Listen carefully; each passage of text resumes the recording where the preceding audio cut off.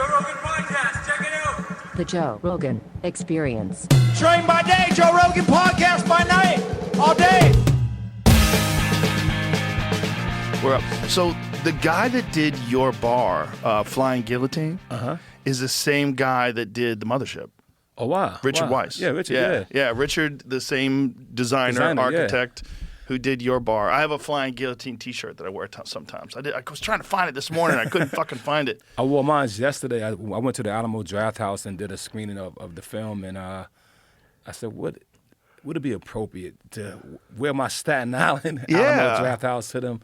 And the guy there, he was like, he thought he wanted to wear his, but because he stole a stack on Staten Island, but he couldn't find no more. But I've got it somewhere. I've got it somewhere in my house, and I was scrambling this morning looking for that T-shirt. I couldn't find it. Well, we gotta send you some more. Definitely. So it's great to see you again, man. Back at you, man. Back at you. Just it's like I got questions for you. What do you got? Well, I was thinking I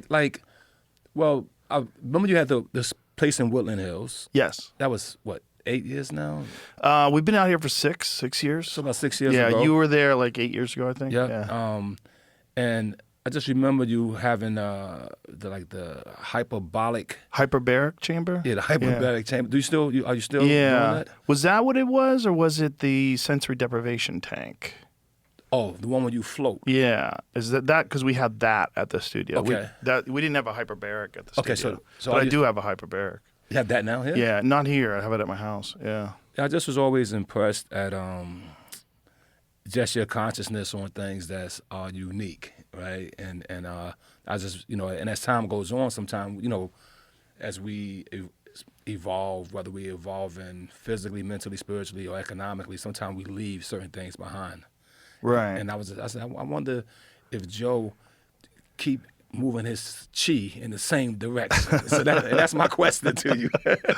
Well, sometimes it gets caught up in momentum, and you got to step back and just realign yourself. That's definitely a factor. Like sometimes I'm too busy, and I get too caught up in momentum of things, and you kind of like lose, like, why am I doing this? Like, what's the process? Like, what is the reason for doing all this? But vacation always fixes that. Like, take a few days off, you can go, okay, right, now enjoy that flame. Yeah. And I feel the same. To be honest, I've been running around for like 8 days straight. And I like to kind of make sure I exercise, do my Tai Chi or something, or stretch my body. But I was telling my wife last night, like, yo, I haven't worked out since we've been moving. Mm-hmm. And but I've been drinking every night. You know what I mean? So I'm like, I gotta. So today, this morning, before I came here, I got up a little bit earlier, and I went and stretched and got all that out. And that's what made this question come to my head. It was like, I wonder, like, as we grow and we become more and more involved, and we get in whatever it is in life that's given us, how we get in these blessings, but how far do we get away from the blessings that kind of made us solid, you know what I mean? Yeah. I try not to get as far. I try to stay as close as possible to like centering my body. Like if I don't work out, like just a couple days in a row, I start feeling weird. Right. Just 2 days. Right. 2 days, I just start feeling like crack. Antsy. Yeah. I feel antsy. I feel irritated. I don't think I'm thinking clear. I don't feel relaxed. I think I'm the same. Maybe for me it's 3.5 days. Well, what drives me nuts is like how many people out there, that's their whole life. There's no exercise in their life. Like, my God, you're doing yourself such a disservice. Yeah. Your mind, not just your body, but your mind needs that. You need to blow out some steam and run the machine and stretch it out and relax it afterwards and recenter yourself. Yeah. And if you don't do that, you're going to be anxious. There's how many people are dealing with like constant crippling anxiety all the time, and how many of those people don't exercise? Right. I think that in Shaolin philosophy, we there's qi gong, right, and there's the qi travels through your blood, so you got to always continue to have the blood moving, because the blood is the supply you have, but the oxygen, gets in it and oxidates it and just keeps it flowing. And when you do stretching or you do exercises or you build up your respiration, it actually energizes the blood, which energizes every part of your body. Yeah. That chi travels through every vessel and every meridian of your body, and it actually does enhance you and revigorate you. 100%. Yeah. Fires up your endorphins, fires up your endocrine system. Everything just feels better. And it calms you down. I feel like human beings are almost like batteries. Like you're storing energy all the time. But if you've got too much energy, it's leaking out of the battery.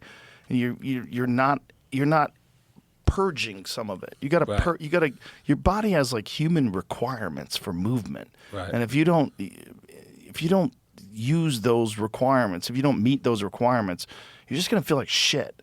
And I think that's a big part of what's wrong with society today. There's just way too many people that aren't doing that.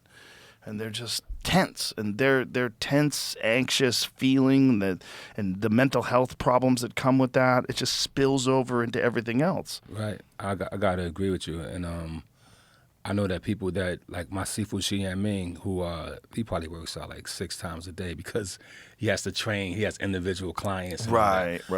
But I think Sifu is maybe 10 years old, 10 years older than me. Look 10 years younger than me. Right, of course. You know what I mean? Because Yeah. he's just constantly moving that chi and exercising. He still could kiss his toes in his 60s. Wow.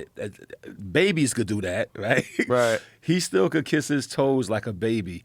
But he said something to me that I took just heed to for myself. I said, Sifu, why do you work out so much, right? He gave me 2 answers. He says, 1, it feels good. It makes me feel so good. But then the other answer he gave me was that because in Shaolin, when you get up in the morning, you have to exercise, run up a mountain, run back down the mountain, do chores and all that before you eat. And he said, if you don't do that, you don't eat. And so I was like, well, that sounds like something from the Bible where it says that man should work to the sweat of his brow. You know what I mean? And I took that philosophy. So I don't normally eat in the morning. I would normally get up. I mean, I drink coffee now, so I've been drinking coffee about 10 years, I think. But I will have some coffee, some water, and bam-a-lamma. I get into my exercise routine when I'm home. I think that's the best way to start a day. Yeah, I do the same. I don't work out. I don't eat rather before I work out. Right. I always work out first. Right. So, because then the water is fresher. The food tastes better. Yeah. You earned it too. Exactly. Yeah. You earned it. It's just a good way to start the day too. You already did the hard part. The most Right. difficult part of your day is done. Right. And then everything else. And also like that difficult thing makes the mental difficulty of the rest of the day work smoother. Yeah. You ever remember that old commercial, the Army commercial? Which one? It was like, we do by 6 Oh, yeah. a.m. Yeah.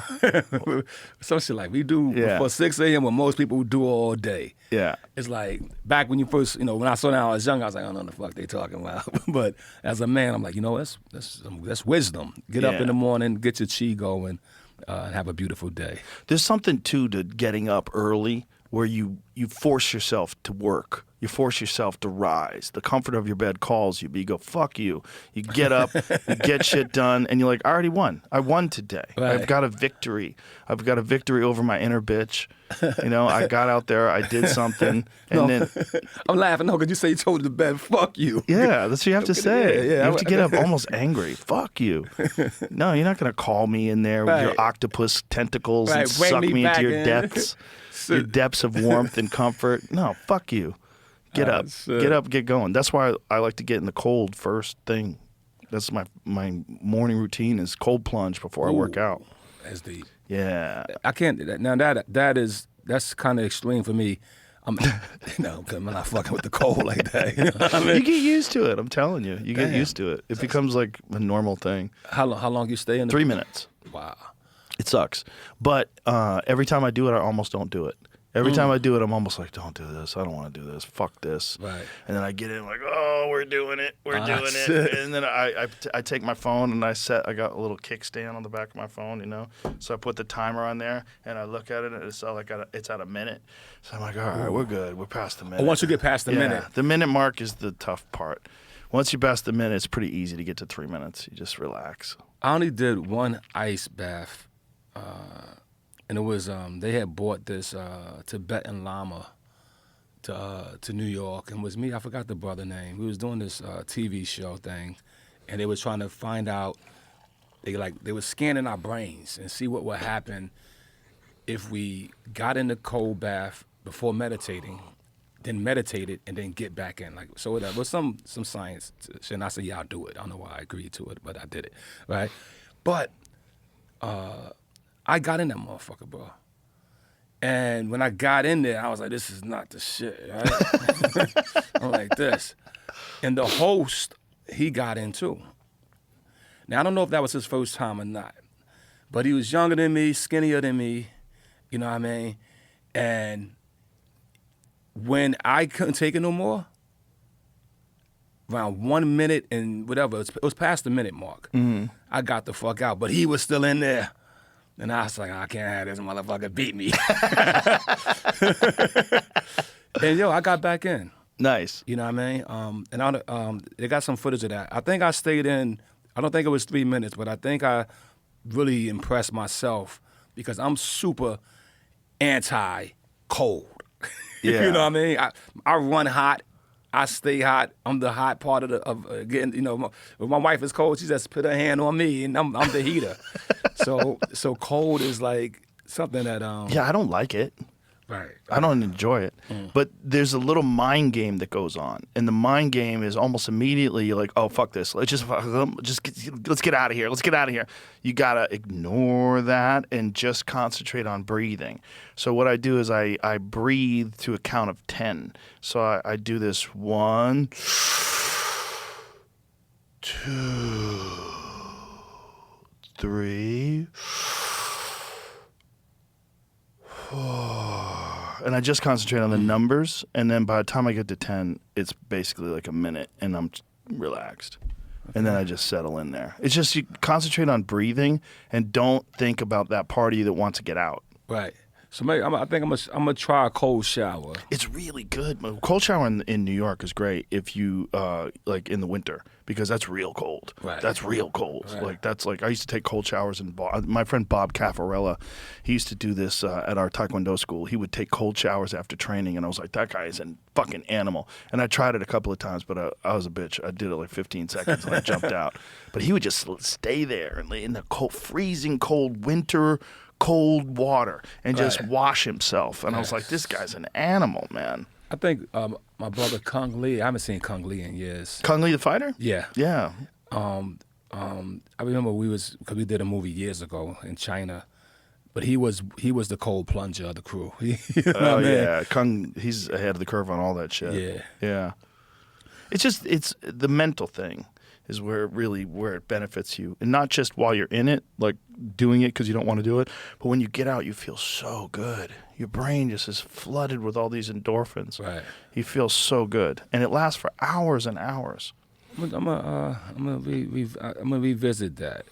I think there's numbers on the dopamine increase, but I forget what they are off the top of my head. But there's a giant increase in dopamine that lasts like 2 to 3 hours after you're getting out of the cold plunge. Wow, I didn't know that. I didn't know that. But I know you're a long-time martial arts student, and I think anybody that does martial arts for a long time realizes that it is as much for your mind as it is for anything else. Yes. Like, it's not just a workout. It's a workout, but it's also like there's something about going through the motions of martial arts and training in martial arts. It requires so much concentration, and it requires so much of your focus that the rest of the world just kind of fades away, and and the impact of it is relaxed. Right.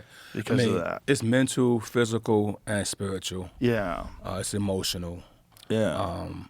It's will. You know, there's an esoteric thing. 7 planes of energies or 5 stages of consciousness. I don't know if you ever came across these type of terms, but probably have.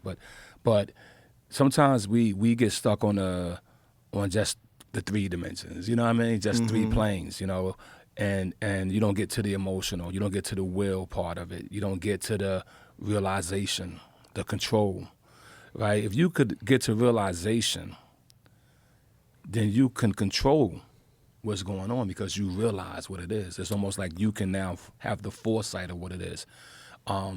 And then if you could get to that type of plane of energy, then the possibilities become infinite because you realize that you, like, as they say, we all have a free will, right? But then you realize that the will can be controlled, right? You also realize that with a strong will, you can control others as well. Yeah. Because some people are walking around with weak wills. That's how you start a cult. Oh, by having the strongest will. Yo, come here. Yeah, hold on. You made me. I do have a film and shit, right? Called One Spoon of Chocolate, and I watched half of it. I had a problem. There was a problem with the early screener. I was mirroring it on my television, and it kept breaking up. It kept fucking up, where like the sound would cut in and cut out. Okay. And I did it a couple of times, and then the screener ran out because I guess you can only watch it a few times. Yeah. So then I had to contact your people, and then they gave me another one, but then they gave me one on Vimeo, and I watched that in the gym today. So I watched the first half of the movie, and I'm gonna watch the second half at home. Oh, good. Take your time. Take your time. It's a crazy one. It's a fun watch. It's a lot of ways. But and you did it with Tarantino. Yes. Which is yes. amazing, and it seems like it's got a definitely that kind Tarantino of vibe. flavor to it. But I brought it up just to say that there's a character who actually takes ice plunges, right? Yes. And The bad guy. Yeah, the villain. Yeah. So you're talking about cults and things. In a way, there's a scene where when we introduce him, you could tell that everybody else there are bending to his will. Right? He shows them how to do this, and you do this and you do that, and then there's the fucking, I guess, the weak will guy, and he's like, and that's why Jimmy's the fucking king, man. Right? So I laughed at that. Exactly. Yeah. It was, so that's the point I'm making, is that so will can control. You know what I mean? Yeah. But if you realize yourself and have that self-realization, self-actualization, you gain control over yourself, you know what I mean, and control your planes of energy. So we're talking about martial arts, and martial arts help you achieve that goal. Yeah, my instructor used to say that martial arts are a vehicle for developing your human potential. I like that. That if it's so difficult that in learning how to get, I don't like the term mastery because I don't think you ever really master martial arts. But in learning martial arts, the difficulty that's involved in that, it expands your potential in everything that you do. I agree. And for me, I actually, I always tell people on the physical level, I don't know if I'm good or not, to be honest. You know what I mean? Took up some Hung Gar and Shaolin, of course, a little bit of Wing Chun here and there. But I don't claim to be like a martial art fighter. But I will claim to be a martial artist because of the mind, because the way I think, because the way it allowed me to think. It's like I have probably 20 books on Tai Chi, and I read them. And so I understand it, the application of it. Like there's a meditation called the 8 Pieces of Brocade. You ever come across that one? No. So What's the word, brocade? Yeah, brocade meaning blockage. Oh, right? okay. So it's 8 ways to unblock yourself, like to unblock your chi. One of the first ones, of course, you sit in lotus and you just take your thumbs and you bang on the back of basically your medulla oblongata. Like even if you could touch this real quick, if you don't mind. Back of your head? Yeah, right here. Okay. You see how loud that is? Yeah. Right. So you cover your ears and you bang on those drums first thing in the morning. Ooh. And it opens up some of your chakras. Ooh. So that feels weird. Because it's loud. It's loud as it could be, right? Yeah. But point being made, by studying all these different books, it's like the physical part, of course, is exciting, but to me, the mental part became more exciting. The more that I can apply, therefore I can apply it to my music, I can apply it to business, I can apply it to how to be a better father and all those things, versus me just punching and trying to break a brick. You know what I mean? Right. Yeah, that's Tai Chi, right? It's all mental. The Tai Chi is a martial arts, sorta. I mean, I guess like you would learn how to move your body better. That could kind of help you applied in a self-defense situation. But it's much more of a mental martial art. Yeah. And when I lived in San Francisco, I used to watch people in the park. These old Chinese people would go out there and practice practice Tai Chi. I was like, what are they doing? I was a kid. I was, I was 8. I was dumb. But I was like, what is the purpose of doing this all day? Right. Like, and then once you do it a few times, you're like, oh, this is not easy to do. Right. And then in doing that, it cleans your mind of everything else that's going on, because all you're concentrating on is these movements, these very difficult movements. They're not stupid. Like, they've been doing this for thousands of years for a reason, because it helps them. Well, the crazy thing about Tai Chi, give you a little information about it that you may or may not know, but the idea with Tai Chi is that if you master it or if you have that control over it, you should be able to move 1,000 pounds with just 4 ounces of energy. So the idea of them pushing constantly means that something that ever came to them, they push that aside without even thinking about it, right? Because just 4 ounces of energy can divert. It's almost like tripping a giant. I think it's great on paper. An actual giant. I don't care how much Tai Chi you know.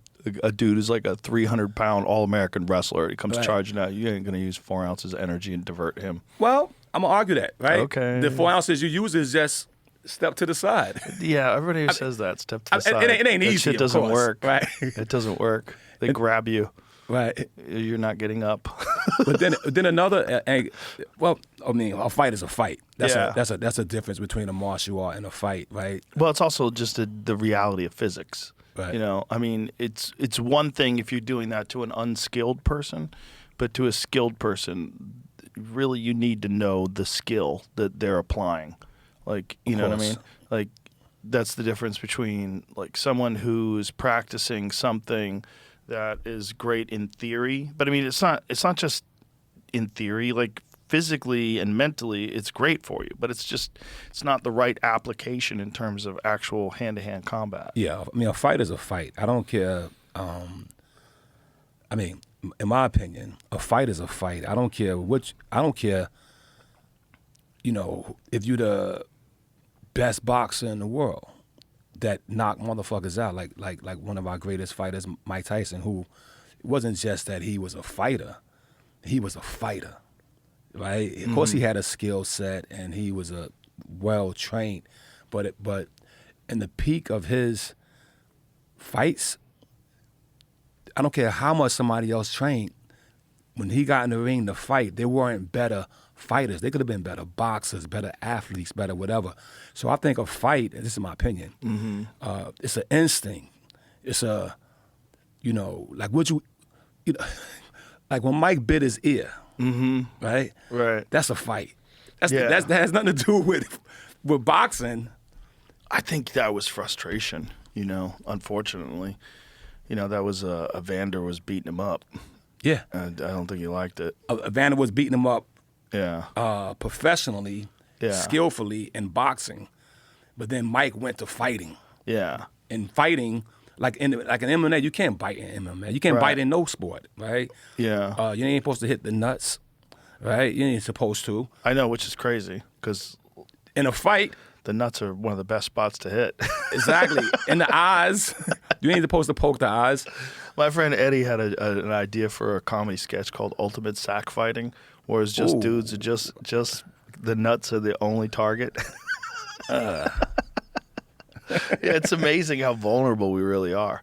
Our balls just sitting on the outside like that. Yeah, fights you poke in the eye. I mean, you poke in the eye in an MMA fight, the referee stops the time and you get a point deducted. Right. But it's a very good technique in an actual fight. Yeah, that's what I meant by saying, like, so you could train and train and train, but when it's life against life or life or death, it's a whole nother chamber of fighting for survival. You know what I mean? There's some horrible videos of no rules fights. Or they have these no rules fights in Russia and a bunch of other places, but they do them outside in a field, and these guys fight, and this wrestler gets this guy down, and he just shoves his thumbs in his eyeballs. And he gets on top of him, and he just grabs his face and shoves, and the guy's just screaming, he's trying to move his head away, and he taps. There's blood all over his eyeballs. Party over. Party's over. Yeah, you realize like how devastating that is, like the pain and the. And you know what's so crazy? The person who did it, like maybe the guy who got the chance to do it, it's not easy. And tell me if you agree with this, you could disagree, but it's not easy to do that either. No. I don't mean not easy that you can't do it. It's not easy for your spirit to do it. Right. You It's see what I evil. mean? It's evil. Yeah, and so that's a whole nother chamber. It's like, yo, will you do it? Will you blind a man? Yeah, will you do it, right? Yeah. And it's like, maybe you won't. But if he will and you won't, Right. Yeah. Yeah. That's it. that's when my seafood says that about, because he doesn't train nobody how to fight. He said, I can't teach nobody how to fight.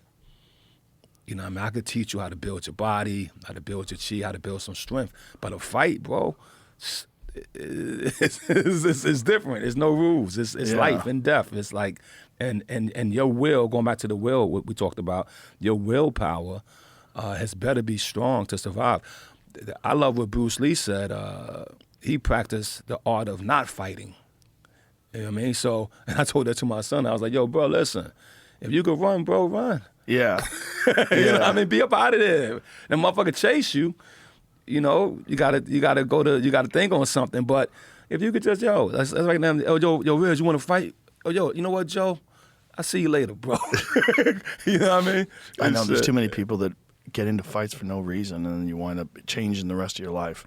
You got a scar that's going to be with you forever, or you accidentally kill somebody. It's stupid. It's a stupid thing to do. And there's so many men that feel like they just have to prove themselves, which is what a gym is for. Go to the gym. Go to the gym. Work out with with other fighters. Train. Get beat up. Realize where you're at. Get a realistic sense of your actual ability, and then improve upon them. Yeah. But don't go getting in street fights, please. God, don't do it. Don't do it. And for me, I put all my aggression and all my energy into my art.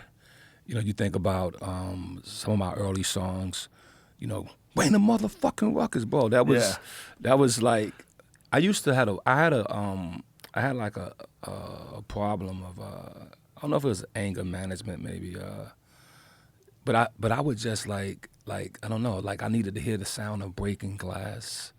I used to scream, like Jizza was like, yo, this dude, like, cause I was, and I realized that I had so much anger in me that, you know, I couldn't really get it out. I was kind of hulkish in a way, like Bruce Banner or some shit, right? But then through music, it started to come out, and it started to come out. And by the time I got to Wu-Tang Forever, a lot of my anger was in the song. If you want beef, then bring the Ruckus. And like all that stage and all that energy. So it really helped me. And then I realized, bringing up today to my new film, I'm watching it and I'm just like, okay, once again, I took all the anger and I put it into the art. You know what I mean? There's actually a character in the film, his name is Unique. Did you catch that when you saw the piece? Unique is the name of Old Dirty Bastard. His original name was A-Son Unique. Ah. And so that was my way of giving homage to him by naming the lead character of my new film Unique. And it says in the film, he says, you got a problem with anger management. right? He says, yeah, I'm working on that. And what I love about the art of it is that the problem that he had with anger management was his reaction. Like a lot of us, we just react too much. We react before we think, right? Because they say a man could think 7 times before he reacts. That's how fast your mind can move, but we go on that first impulse. But this character, he holds the anger until one morning he's at a veteran home, right? And he's sitting there and he's having breakfast and he has this can, right? Yeah. You seen this thing, right? That's all it's And he's like, he digs the spoon in there and it's like fucking, there's nothing in it. Like it's not even, it's like 1 spoon of chocolate in it. And he gets what? Angry. And he bangs it. Boom! Who the fuck left 1 spoon of chocolate in the can? Yeah. But then it took an old man that was settled to tell him 1 spoon of chocolate Change a whole glass of milk. changed the whole glass of milk. And then you notice that character from that. Then he calmed down. He started reading to the kids. And that was kind of me taking some of my personality, some of Old Dirty's personality, some of personalities that I see in my community, and putting it into this character. This say like, yo, sometimes, calm down, listen to the wisdom of your elders, right? Have you ever in your life, I'm gonna ask you, have you ever like come across some old person, whether it's a homeless guy, a dead guy, your uncle, somebody that you kind of didn't look up to in no way, just kind of they was, but then they say something to you that's profound and changed your life? Oh man, I try to find an example. I mean, I've definitely gotten a lot of advice from old timers, but definitely people, especially people that have done a lot of things. You know, people that have accomplished things and made mistakes and recovered from their mistakes. Right. Yeah. I mean, I asked because I was maybe 11, and there was a like a dope fiend that was dating my aunt, and he was at the table and shit, and he was like nodding, but he was kind of in the chamber, bro. And, you know, kids be looking at this guy and shit, and he said something about like, you know, I don't care, man. You gotta get knowledge, man. You gotta get knowledge, man. God's is right, man. You gotta get knowledge. I started reading since that day, bro. Really? Seriously. The dope fiend inspired you to read. Yeah. He said you got to get. What happened was he had knowledge of self, I guess, back before the drugs hit him, and now he's like dead. And he was just said you got to get knowledge. The gods are right. The gods are right. And so, whoa. What was he on? What was the drug of choice? he was on fucking. He shot that shit up. Heroin? Yeah. He was on heroin. That's the old days, back when they shoot it. Now Yeah. everybody's on pills. Right. Yeah. I don't know about that drug. I don't know about it either, but I mean, I don't know about it personally, but it's essentially what oxycodone is. All those pain pills that you see all these people dying of. Right, opioids. Yeah, right? opioids, yeah. The number one problem, I mean, I think the deaths in America, it's upwards of 70,000 a year. I know it's crazy. That's crazy, bro. Yeah. Just from overdosing on pills. Yeah, and most of it happened because of the Sackler family. The what? The Sackler family, this one family that convinced people that taking these incredibly potent opioids. Did you ever see that Netflix docu-series Painkiller? I didn't see that one. It's really good. It's all about the Sackler family. It's Peter Berg made it. Same guy who made, you know Peter? I know Peter, yeah. He's great. He's great, yeah. Lone Survivor, made a bunch of That's my excellent man. movies. He's great. He made this documentary on documenting how, well, it's not a documentary, a docudrama series, a recreation, showing how this one family, they wanted to figure out a way where they could sell opioids to everyone. And the way they did it was like giving people pain management tools, giving people medication that you could be on forever. And they made it, and they pushed it through these different doctors, and they had all these hot ladies who were representatives of the pharmaceutical drug companies that come to the doctor, and they were the reps that would come and sell the things. And, yeah, I mean, really. And they were all financially incentivized to sell it, and they tried to pretend that it wasn't addictive, and they lied about that, and they got who knows how many thousands and thousands and thousands of people ruined their lives because of it. And like I said, 70,000 die every year just in America, just from opioids. That's crazy, bro. From overdoses. I mean, and how many more would there be of that if it wasn't for Narcan? What's that? Well, that's the counter, right? Yeah, that's the stuff that the EMTs give you. If they find you overdosing, they give you Narcan, and it kills it and brings you back to life. And that one family, you know, no one's gone to jail. No one's gone to jail. I mean, I don't even know how much they've been fined. But if it wasn't for what they did, and again, well documented in that Netflix series, it's horrific, man. It's really terrifying, because it's not just the people that died and the people that are addicted. It's all the family members that were affected by them, all the children of those people, and what happened with their lives, all the spouses and the brothers and sisters of those people, and what happened with their lives. That's crazy. Maybe when you were saying that, the imagery in my head was that scene in American Gangster when it was like Thanksgiving, and they showed Frank Lucas at the table with his whole family. They had a nice spread of food, and then the camera went and showed all the families that was hooked on the blue magic drug. Yeah. They had like the lady dying over here, the kid looking at her mother dead, or so. The difference, I guess, That's the image that came in my head when you said that. But I guess the difference is, in that particular case, somebody goes to jail and pays the price for the crime. But in this particular case, you're saying that nobody went to jail. They did it legally, somehow or another. They pimped it out and then sold it to everybody legally. I mean, it's sick. They're the biggest drug dealers that have ever existed. Fuck all these street drug dealers. I mean, these guys killed 70,000 people a year for who knows how many years. And it was probably more than that before they figured out Narcan.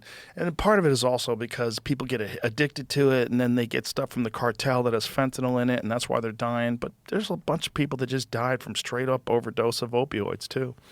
It's terrifying. And it's over the counter? No, it's not over the counter. You have to get prescribed, but doctors are happy to prescribe it for you. I got my nose fixed. I had a deviated septum, and they cleaned it out. And I was leaving the doctor's office, and he gave me 2 prescriptions for opioids. And I said, but I'm not in pain. He goes, but you probably will be. And I go, but is it going to be worse than this right now? Like, we're just out of the operation, and my nose I have like these things stuffed up your nose to keep your nostrils open, and I was like, are you sure it's going to be worse than this? And he gave me 2 prescriptions, and I went home, and I was like, I don't need these. Like, I didn't fill them, but I'm like, this is not. But this guy was giving me 2 different opioids to take. You would have went back. I probably would have been hooked. Yeah, you would have went back. I know a lot of people that got hooked, man. I'm under no illusion that I'm stronger than those people, that I would have figured out a way to not get hooked. Right. So many people that I know got hooked. So you're saying, like, let me just go back on this, because I actually don't take nothing, bro. Like, I drink tea, or, I'm very, I do pump an asthma inhaler. Do you? Yeah, when I get it, because I had asthma had asthma my whole life. Other than that, I don't really take no Tylenol or nothing, bro. Yeah, fuck all that stuff. Right? But you're saying, though, at the end of the day, throwing this back at you, the doctor basically gave you some free shit. Yeah. To kind of have you as a customer. Because when crack came out, I think he's financially incentivized. That's what I think mean. They're financially incentivized to prescribe you this medication. Because he didn't say, if you're in pain, contact me and I'll fill you a prescription. Because it's just my nose, man. Right, it's just the nose. It's not that big a deal. Like, I slept fine. It was nothing. That's crazy. And I tried to tell him, I'm like, I don't understand why you're giving me. Like, we had a conversation. I go, is it going to be worse than it is right now? Like, right now, I'm not in any pain. He goes, it could probably get worse. I'm like, how much worse? Because right now, I don't feel anything. It's like nothing. Right. It's like mildly uncomfortable because I have these tubes stuffed up my nose. Right. But this doesn't require heroin. This is crazy. I'm not laughing at you, bro. I'm not laughing. I'm just. But it is kind of nuts. It's kind of financially incentivized. Let me go back to the film. No, because in the film, there's a article that our hero opens up in the paper. It's not the same subject, but it's a medical thing. And I mean, it's just like this particular county is leading in this particular process because there's money in it. Mm-hmm. If it's money, sadly, yeah, I mean, and it's a movie, but sadly, if there's money involved. People can become insidious, right? Yeah. People can become like, you could get strung out. You could get strung out. I done sold, I wrote 20 prescriptions this week, and they're not cheap, right? How much is the prescription when you fill it? Is that like $40, $100? I don't know. It's not cheap, but more importantly, the doctor gets incentivized. Want to hear some dark shit? I was reading about this doctor that was an oncologist, so he's dealing with cancer patients, and he was giving chemotherapy to people that didn't have cancer because it would get him more money. You kind of fucked me up with that. Yeah, then you kind of hit my emotion because I just lost my brother to cancer, my brother Power. Yeah. I'm sorry to hear that. Let's take a moment. I'm sorry to hear that.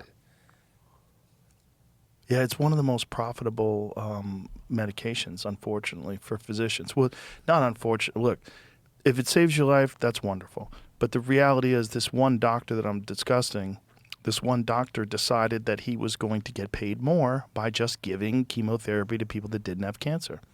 So he diagnosed a bunch of people with cancer. They didn't have it. Said, oh, unfortunately, you have cancer. The good news is we get you on chemotherapy right away. We think we can kick it. And they were regular people with nothing wrong with them, and this fucking guy gave them poison. You know how much the chemo costs? It's very expensive. Yeah, you're talking about 30 to 60 grand a hit. Yeah, I'm not surprised. And the doctors profit off of that. It's one of the most profitable medications that doctors prescribe, unfortunately. That's kind of fucked. And look, most doctors would never fucking imagine doing that in a million years. But this one doctor, like his thought process was, hey, this is how I get paid. You know, I'm dealing with all this overhead.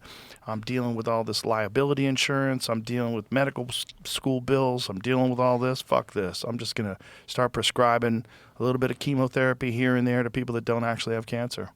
And I don't know how he got caught. I don't know what happened, but I think it was just... They got him, though. There was some red flag. Yeah, they got him. He's in jail. There was some red flag where they noticed, like, why are so many people getting cancer with this one doctor? Like, why is his number so high? It's not representative of the norm. Percentage that, yeah. Right. Yeah. That's crazy, bro. But that's what's hard to imagine, is that money would incentivize someone to tell a person, like, how many people just commit suicide because they think they're dying of cancer, and they go, fuck, I don't want to do this. I don't want to suffer. I'm just gonna fucking go out on my own terms, you know. Yeah. Well, how many people's lives did that ruin? Well, I don't. Well, first of all, that was trouble. I had to kind of emotionally rebound from that, because it's just, you kind of made me think, like, yeah, I don't know, like you know, we don't have the answer to shit, you know what I mean? And things happen in life, and sometimes you just, like, you know. But I do have instinct, and you know, I just felt that something wasn't. I don't know. I won't even go there, but. You said that money, why would he do it for the money? It's like, yo, everything is for the money, bro. Motherfuckers is doing, you know, cash rules everything around me, bro. You know what I mean? Get the money. Yeah. Dollar bills. And people were stuck on that, you know what I mean? The goal, hopefully, because we live in a capitalist society, but the goal should be that cash doesn't rule you. Money shouldn't rule you. Right. We need it, you know what I mean? You know, food, clothing, and shelter. Yeah. You're going to need that. There ain't nothing given here, but it doesn't surprise me, you know, that's the motivation for insidious behavior, you know. I'm going to go back a little history here. We're working on another project where we tap into, it's kind of fantasy. I just write off my imagination, but I had this family. Their ancestors are from Congo, and in the Congo, they trace their ancestry back to the Leopold days. And you think about the Leopold days, millions of Africans were mined, chopped off their arms and shit, all because the gag was they wanted them to work and to get the rubber from the rubber tree. So the rubber at one point became the main gold of the world, right? And King Leopold went over to Congo, and you get Tarzan out of this shit, all right? That's the fictional story. But he goes over, and I think they said at minimum 2 million people, but I think it's 5 million that were just mined or killed just for the economic profit of what those rubber trees was offering to Western that's civilization. happening right now with cobalt. I had this guy, Siddharth Kara, on the podcast. He wrote a book. Jamie, do you remember what the name of that book was? His book on cobalt mining in the Congo. So cobalt is a critical mineral that's used in cell phone batteries. Yeah. And many electronics. And that is cobalt red. The blood of the Congo powers our lives. It's a very disturbing conversation. And he snuck in cameras and got some footage of these people doing what, you know, you think that this stuff is mined in some sort of industrial process. Look at this. This is how these people are mining. And you've got women who are have babies on their backs, and all this cobalt that they're knocking out of the ground is completely toxic. Some of them just have like a bandana over their mouth that they're using to protect themselves from it. But look how deep that is with human beings that are just pulling cobalt. They live on dirt floors. They live at the lowest level of poverty imaginable. They don't have clean water. They don't have good food. And they are pulling out a mineral that's essential to the most technologically sophisticated aspect of our society, which is our connectivity through the internet, through cell phones. And this is which is kind of crazy if you think of like the most technologically sophisticated aspect of our society. If you follow it all the way down to the very bottom of the food chain, you've got slave labor. And that's a giant percentage of the cobalt that's in our cell phones and our electronics is coming out of this place. You know, so I never seen that before, bro. A lot of them are run by China.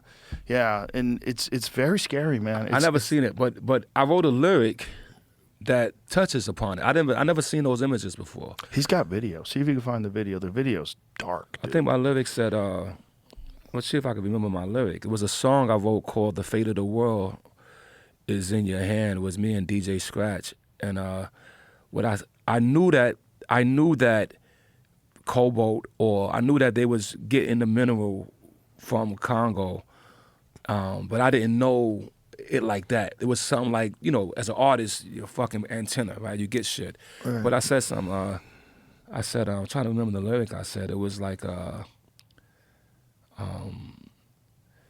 hey, could you pull up the lyrics to RZA's song, "The Fate of the World" as well? After you do this. Yeah, play that video real quick, but please look at this.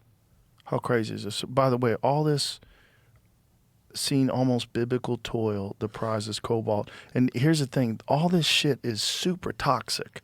So all these people are breathing in this insanely toxic dust, and they're knocking it out of the ground with hammers and carrying it off in bags. Look at this shit, yo. Yeah. This looks biblical, bro.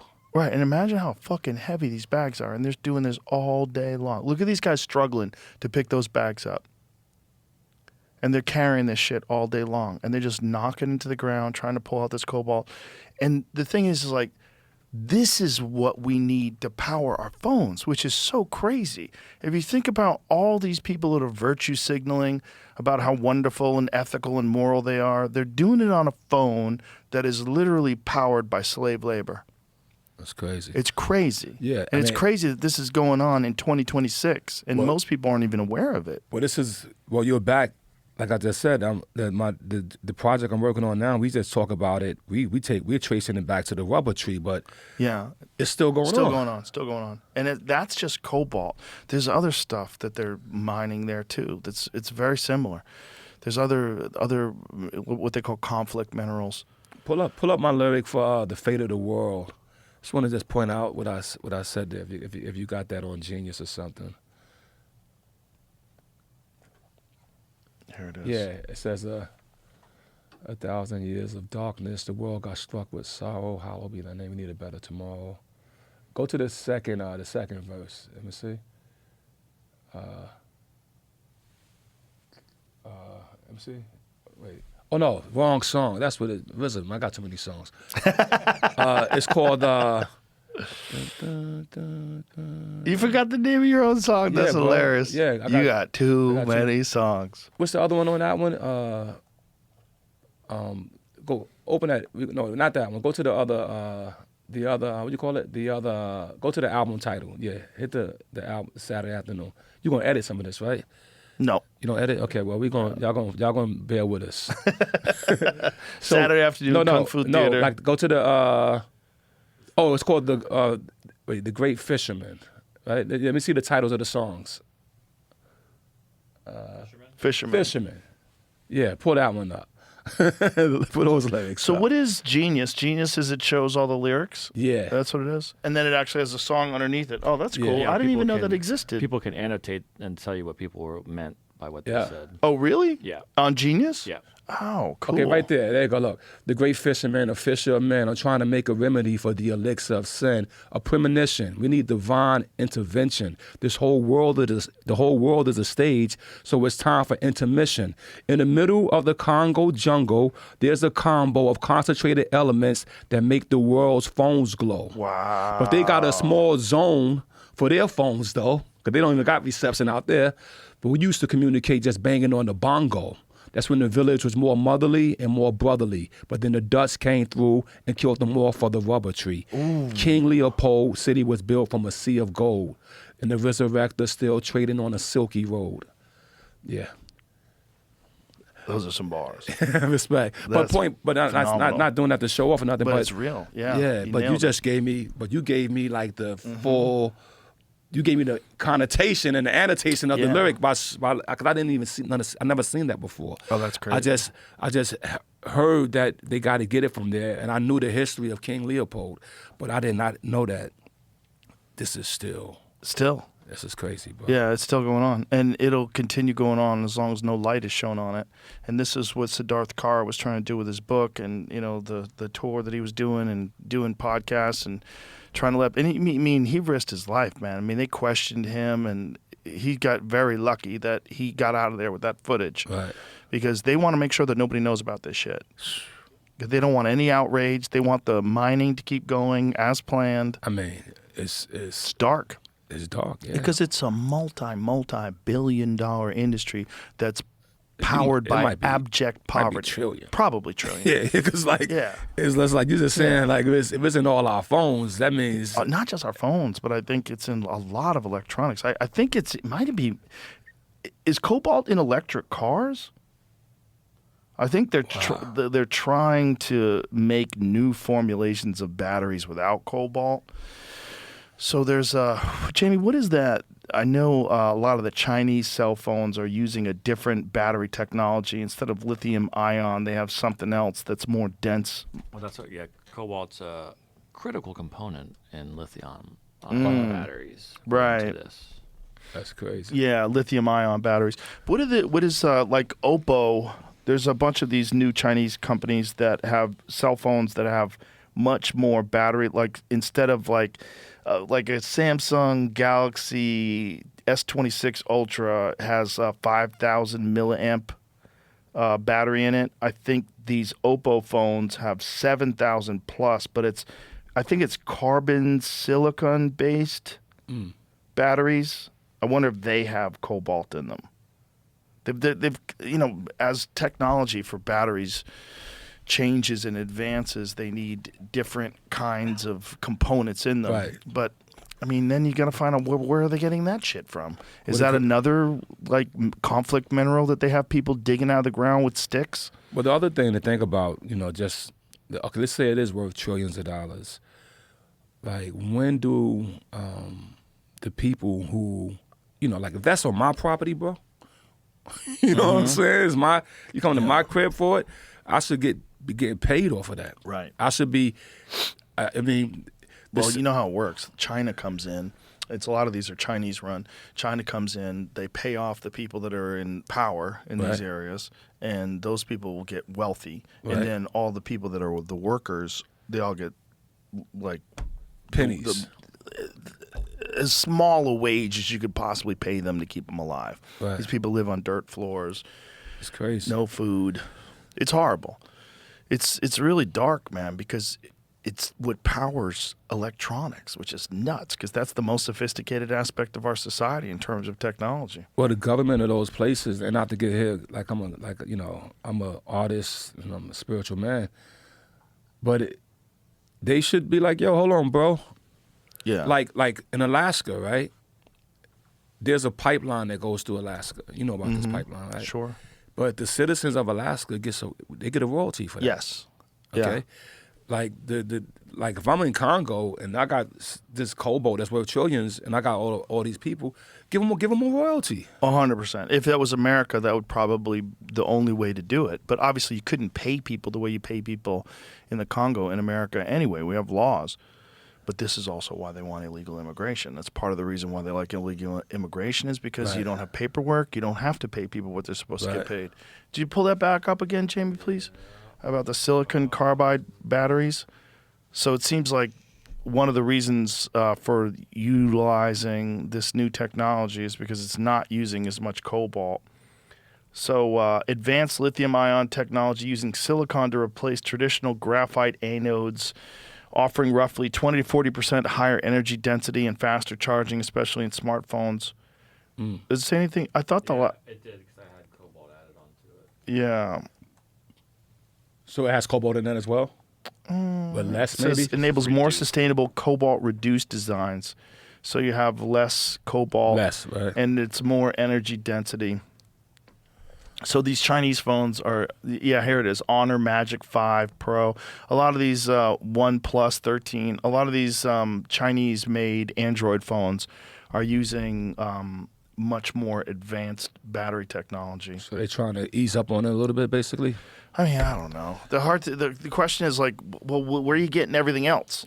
Where's all that other shit that's in your phone, and how are you mining that? If you're hiding how you mine cobalt, how are you mining all the other stuff? Because they're all conflict minerals, and a lot of these minerals, unfortunately, are mined out of the third world. They find them in these places where people are really poor, and the people that live there, they don't benefit from it. Their lives don't get any better. In fact, they get worse because they get poisoned. Well, the thing that, but here go, let me add some wisdom to that. The people got to realize that they are not poor, right? Because if that is valuable and you're standing on it, then you're standing on value. Well, that's why they keep them poor, because they can't organize then. But think about the Holy Quran for a moment, right? Let me go here for a little spiritual here, right? So in the Holy Quran, it mentions that, if the Muslims were to do what they was going to do, that they would have many wells, right? Because, they living in the desert, basically, right? Mm-hmm. And it says they're going to have abundant of wells. It's not an abundant of water wells in the Middle East, right? And these are people that are living nomadic, economically, not really at the level of the rest of the world.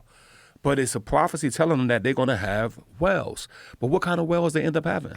Oil wells, right?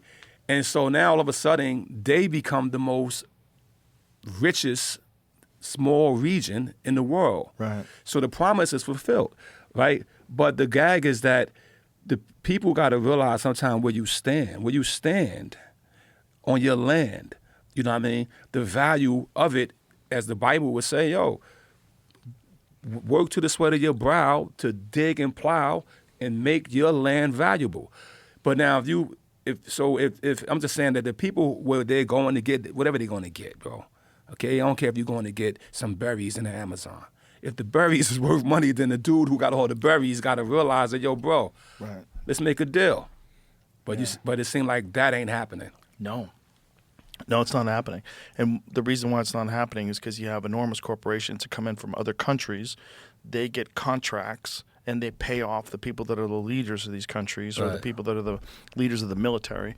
And then those people keep these people oppressed. Right. And that's what, it's the people that are running these countries that are making sure that these people don't get paid what they deserve, so that they can keep them working there for slave wages. So they keep their profits as high as possible. They also keep the options as low as possible. These people don't have any options. Right. If you're living in the Congo and you're near where these cobalt mines are, what are your other options? Right. I remember I'm gonna shout out Burning Boy. Burning Boy is a good dude. He had told me gave me some insight about Nigeria, and like he was saying to me, like how Wu-Tang, when we was young, we had to sling street pharmaceuticals, right? But out there, oil is like a street pharmaceutical. Like dudes was slinging petrol and slinging oil and shit. I was like, in Nigeria? Yeah. Wow. It's like, that's crazy, right? It's crazy. But the gag I'm saying is that still, of course the government controls all that, but sometimes the people got to just snap, I don't know, stand on your land, mm-hmm. and realize the value of where you stand. Every man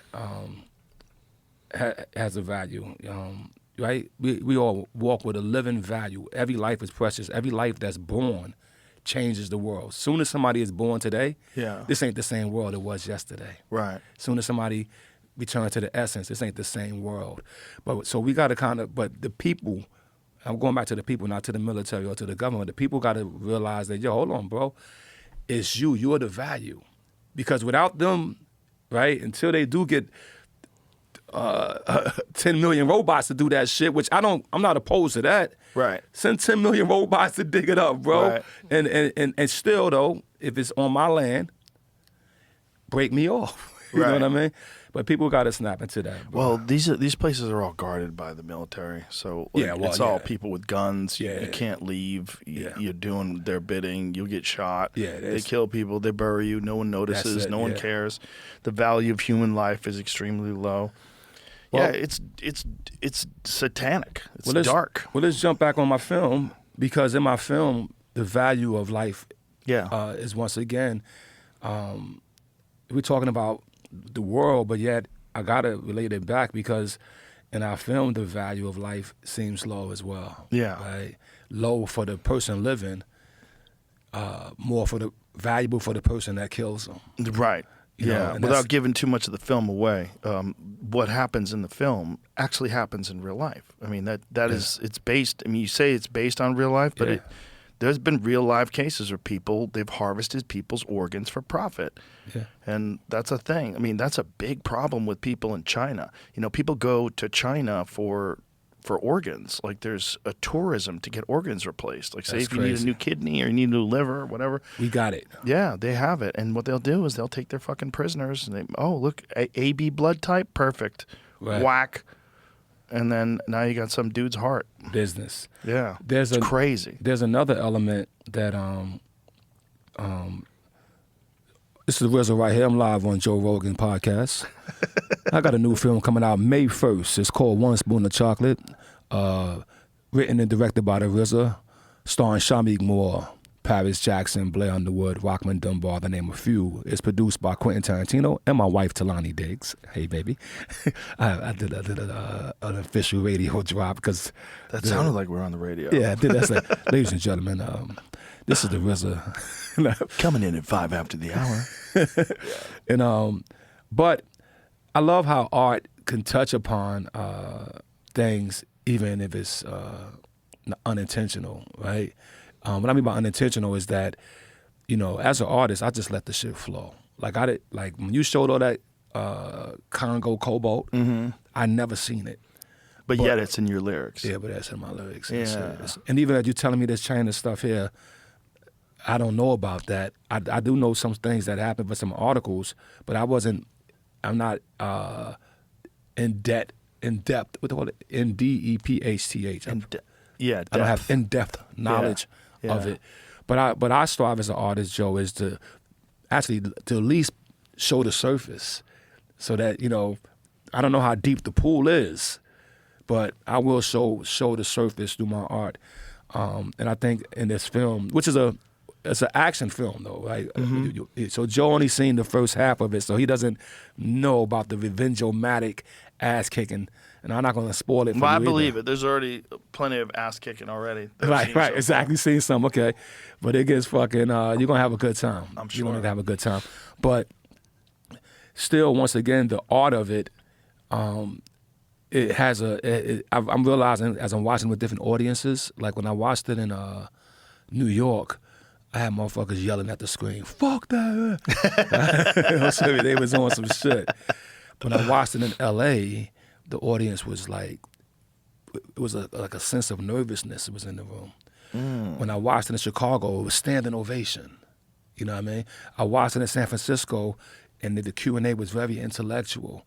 So I'm realizing that, okay, this is touching. Then when I watched it, this other place, the girl, with Dave, actually, I watched it with Dave Chappelle, he said that, you got bars in this motherfucker. I said, what you mean by bars? He said, well, the guy says, the girl says, first the girl, this come, you haven't seen this scene yet, but Paris Jackson is telling him that everybody in this town goes to church on Sunday, except for Jimmy and his gang of degenerates.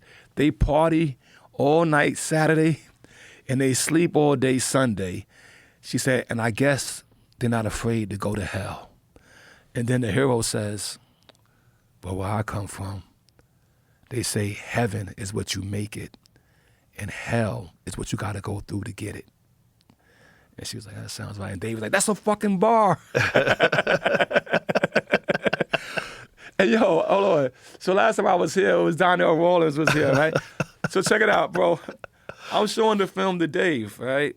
And we're gonna do a Q&A. I went to Yellow Spring, Ohio, bro. Was Donnell there? Bro, he was there, yo.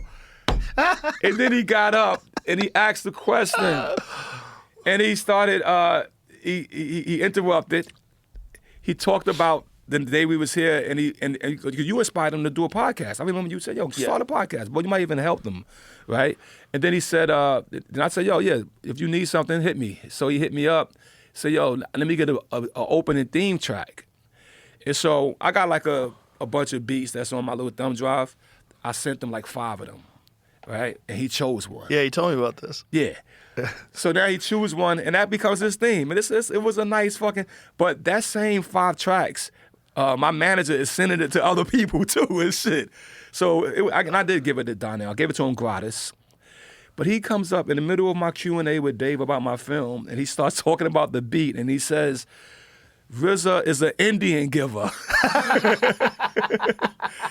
He said I was playing. He said I had it on my podcast for almost 2 years, and then one day it said flag, license, whatever they do and shit. When you can't use a motherfucking shit, and I was like, I said, oh yeah, bro, yeah. The people from the Minions, they had got those 5 tracks as well, and they chose it, and they put it, and they paid us a lot of money.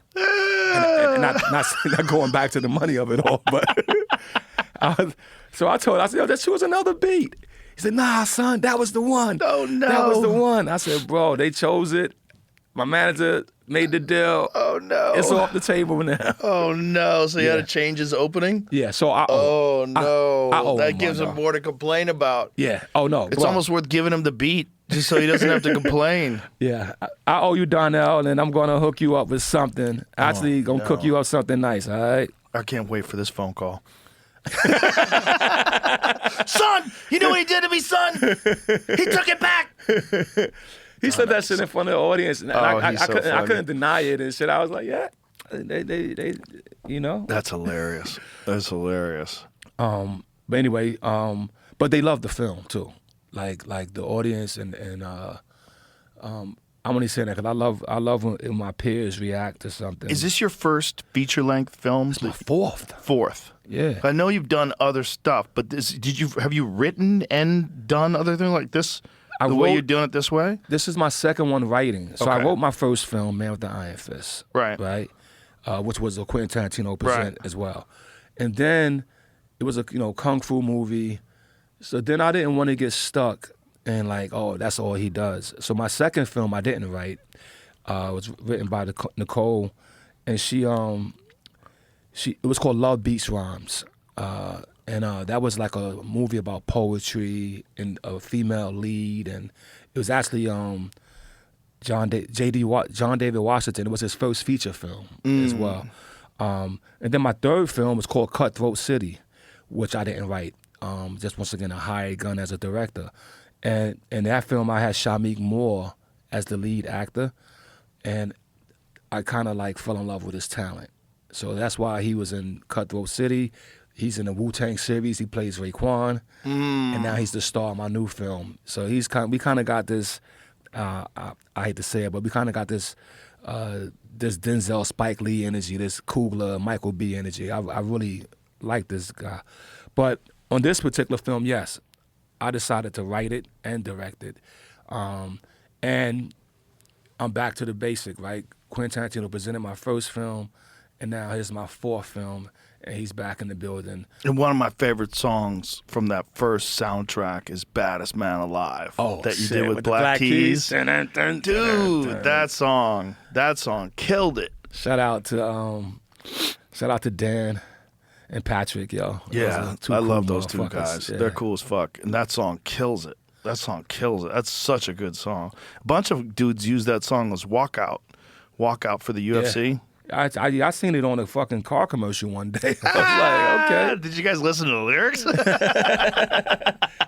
Right.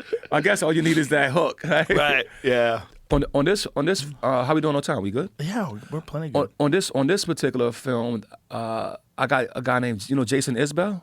Yeah, sure. Yes. Yeah. So Jason Isbell did a song in the film is called Comic Book Life, and it was, it's my first collaboration with him as well, and it was a pleasure. Lyrics go, Jesus Christ walked. Jesus Christ may have walked on water, and Superman flies through the sky. The immigrant crossed the border. He's looking for a better life. Trying to find it, he's reminded that dreams are born to die. His reality kills his fantasy. It's not a comic book life. You know what I mean? And so it goes on. And so I try to, when I do films, I try to make like a unique musical collaboration. Of course, that was me and the Black Keys back then. And on this film, we got like music from Jason Isbell. We got clearances from the Isley Brothers, who, check this out, bro. I'm on a plane 3 days ago, heading to Atlanta to show the film. Guess who's sitting in first class in the seat right there? Ron Isley. Now, I never met him before. I'm like the big fan. I love his music. I got 2 of his songs in my movie. And I'm going to show, and I look over, I'm like, my wife's like, yeah, that's fine. And I was like, I got a chance to get up and thank him for his work and for even allowing his music to be in my film, because that's special. Oh, that's cool. Are you a Ron Isley fan? Not really. You're not an Isley Brothers, bro? Listen, bro, you gotta I gotta put you on some Isley Brothers, bro, because I'm quite sure your love life is good. All right, I'm quite sure you got a good love life, bro. But if you ever get into any love life trouble, okay, put on the Isley Brothers. It will smoothen out. Tell me what to get. I'm gonna say sensual. Sensual? Yeah, put that one on, and yeah, I'm gonna just give you that one, because when the way that comes on, bro, your shoulders gonna start moving and shit. Okay. You all right. Come in with 2 glasses of wine. I'm telling you, bro, you're gonna be good. Yeah, I'll check it out. Who's your favorite musician? Oh boy, I don't think I have a favorite musician. I don't even have a favorite genre. I like all kinds. I mean, if you look at my Spotify Green Room playlist, it's all over the place. It goes from Nina Simone to Bill Withers to Wu-Tang to Leonard Skinner to Led Zeppelin. It's all over the place. To Gary Clark Jr. to... It's everywhere. I move around. You naming some dope shit. I like to move around. I like all kinds of shit. I'll listen to Dwight Yoakam, and I'll follow it up with, Cool G rap. I like, one of my favorite albums ever is when Brand New Heavies. Did you ever listen to Brand New Heavies when they got Heavy Rhyme Experience? Did you ever listen to that? I don't know if I know that particular. Brand New Heavies got together with like Cool G Rap. They got together with a bunch of different rappers. Who else is in there? God, it's like there's a ton of different people that they did these tracks with. So they have like the Brand New Heavies playing the music, and like Heavy Rhyme Experience is the name of the track. Gangstar's in it. Wow, Main Source. Yeah. What year is this, bro? 92, I think. Wow. 92, yeah. Right, because I remember that first album. Oh my God, you got to listen to some of this shit. Yeah, because by now, 92 was, what happens to me in 1992, I'm on my own dick now. I don't listen to nobody. I'm just Wu-Tanged out. Okay. I'm trying to make it, so I'm like, Yeah, I get it. So I missed it. Oh, yeah. I actually missed a lot of things during my career, bro. I realized, I'm going backwards. Like, there was a point in my life, bro, I couldn't stand R&B. Really? It made me nauseous.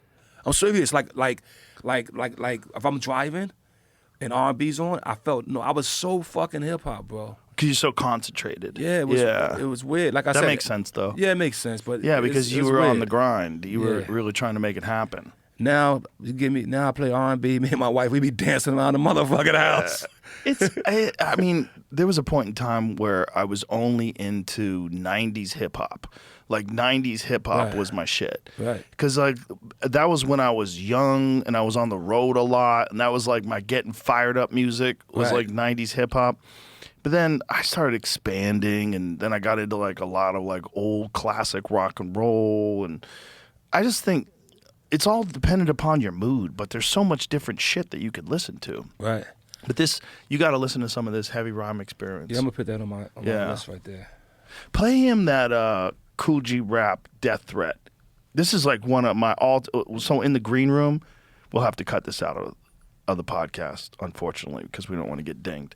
But in the green room playlist, this is like one of my first beginning of the night when the comedy show starts, and we're in the green room getting fired up, pouring a couple of drinks, everybody's getting fired up, someone's rolling a blunt. This is one of my favorite songs to start the green room playlist off. Hit me with it.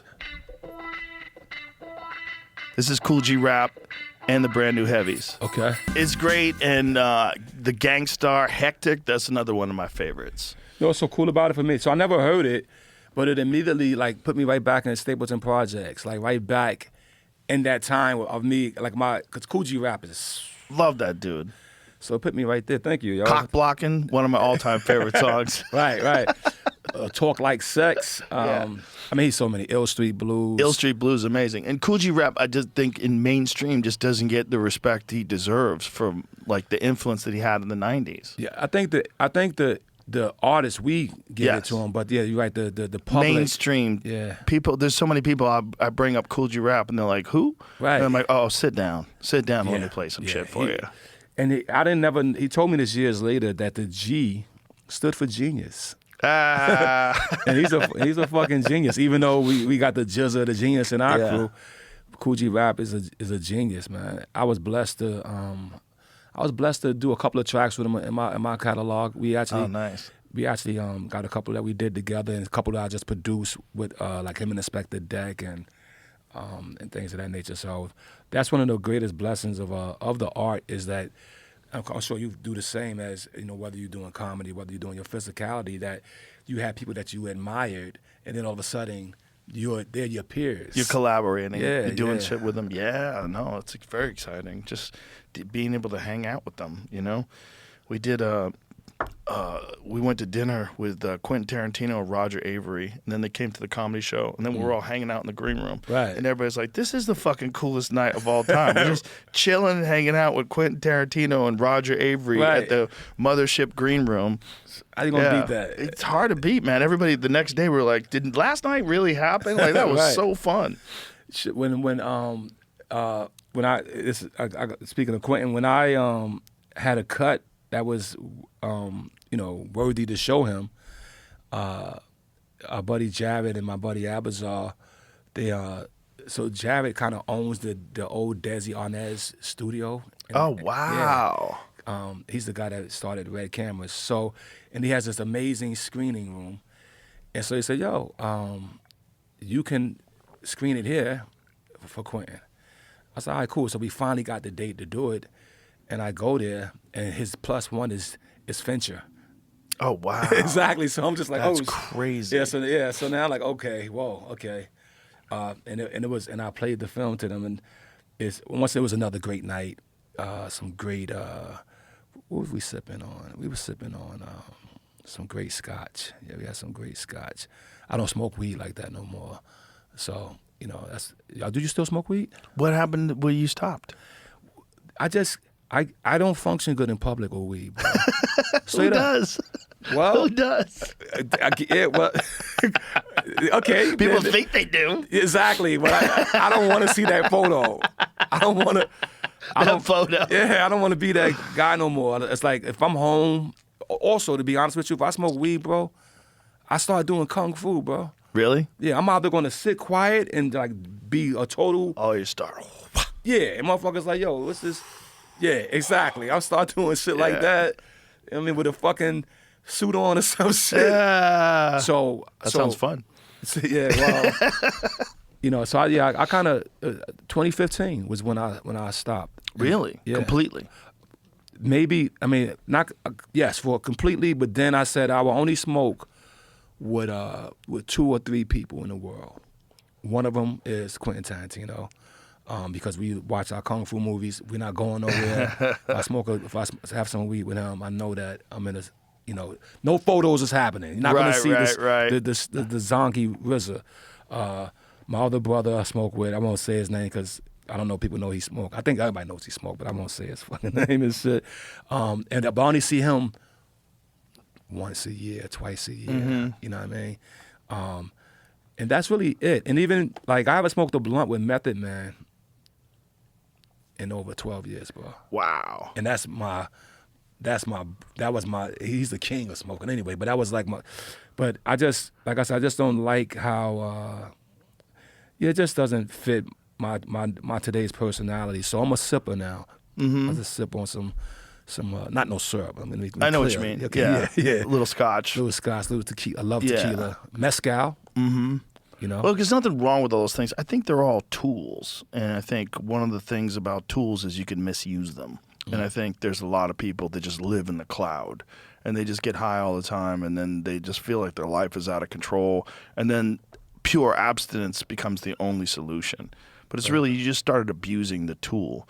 I think marijuana is an excellent tool for creativity. And the way I like it the most is writing.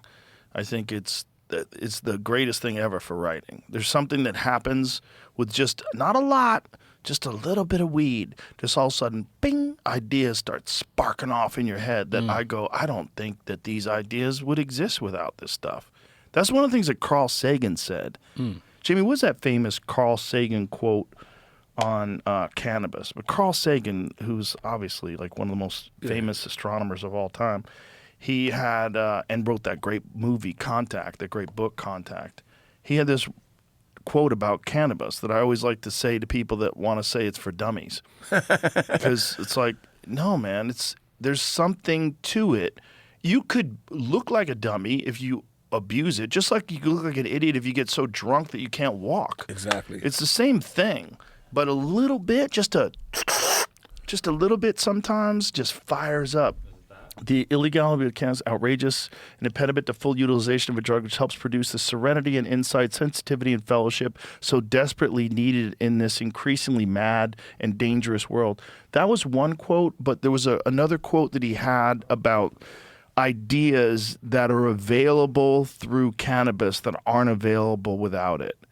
That his perception, and obviously here's a guy that, I mean, what better way to utilize weed than to smoke a little and stare at the fucking vastness of the cosmos and just try to open up your mind to that's exactly what I mean for me, right? So it's only two things gonna happen for me. I'm gonna smoke.